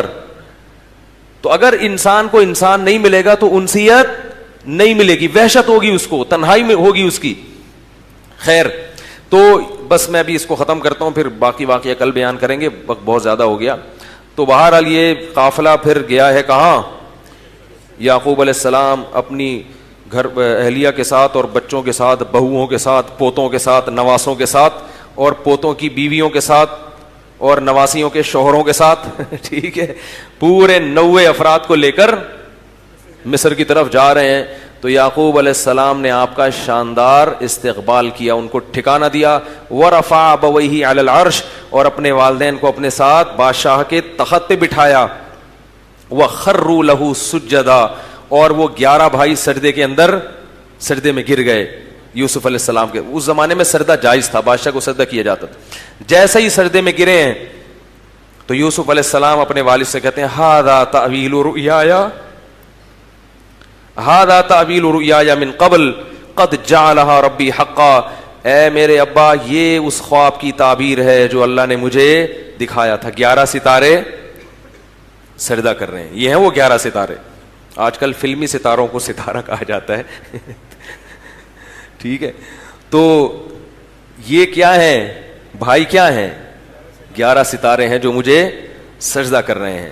قد جعلھا ربی حقا, میرے رب نے اس خواب کو سچا کر دکھایا. وقد احسن بی, اب ابا سے ملاقات ہو رہی ہے نا, تو ماضی کی پوری کارگزاری جب ہوتی ہے ملاقات تو پوچھتے ہیں نا کیا ہوا تھا. ہم ہوتے تو ہم کیسے کہانی سناتے, ہم ساری نیگیٹو باتوں کو ہائی لائٹ کرتے, پازیٹو چیزوں کو پی جاتے. ہم کہتے ابا تو انہوں نے جو ہے نا یہ سب کس کی وجہ سے ہوا ہے, بھائیوں پر ایک, کیونکہ جب معاف کر دیا نا تو دل سے معاف, اب طنز نہیں ہوگا. کیا کہہ رہے ہیں, من بعد ان نزغ الشیطان بینی و بین اخوتی, شیطان نے ہمارے بھائیوں کے دلوں میں کچھ بغض ڈال دیا تھا جس کی وجہ سے ایسا ہو گیا. کہ اس بلی کس پہ ڈال رہے ہیں, شیطان پہ بلی ڈال رہے ہیں. یہ ادب سکھایا ہے کہ جب کسی غلطی کو معاف کرو تو پھر اس کو تانا مت دو. جب معاف کر دیا تو بھائی معاف کر دیا, ختم, بھول گئے کیا ہوا تھا. آج غلطی معاف کرنے کے بعد بھی طنز यही है, बार बार उसे बोलेंगे ये है। वो मेरा छोटा बेटा है ना इतना सा, तो पता नहीं कुछ उन्होंने शरारत की, तो मैंने उससे पूछा कि किसने किया ये, तो ऐसे करता है, देखें वो ये भी चाह रहा है कि वो बहन का पता भी ना चले कि इसकी तरफ इशारा कर रहा हूं, तो मुझे इशारा कर कह रहा है ऐसे कर, छोटा सा बिल्कुल 3-4 साल का, करे ऐसे करके। मैंने कहा बहुत घुनना है, ऐसे चुपके से इशारा कर रहा है, उस पर बल्ली डाल रहा है इसने किया, इसको पकड़ो। तो याकूब अलैहिस्सलाम ने क्या कहा, कोई नेगेटिव बात नहीं, शुक्र शुक्र, खुश रहना इसी को तो कहते हैं। छोड़ो यार, कुएं में गए थे, छोड़ो भाइयों ने नफरत की, शैतान ने क्या कर दिया इनको, असल में शैतान ने वरगला दिया था, शैतान ने गलत गलत पट्टियां पढ़ा के गलत रास्ते पे डाल। तो सारी पॉजिटिव चीजें जिक्र कर रहे हैं कि पहली पॉजिटिव चीज देखो अब्बा, अल्लाह ने मुझे ख्वाब दिखाया और मेरे रब ने वो ख्वाब सच्चा करके दिखाया। वक़द अहसन भी, और इससे पहले भी रब ने मुझ पर एहसानात किए हैं, इससे पहले भी। वो एहसानात क्या है कि मुझे कुएं से निकाला और मुझे जेल से निकाला। जाने का जिक्र नहीं हो रहा, जेल में निकलने का हो रहा है।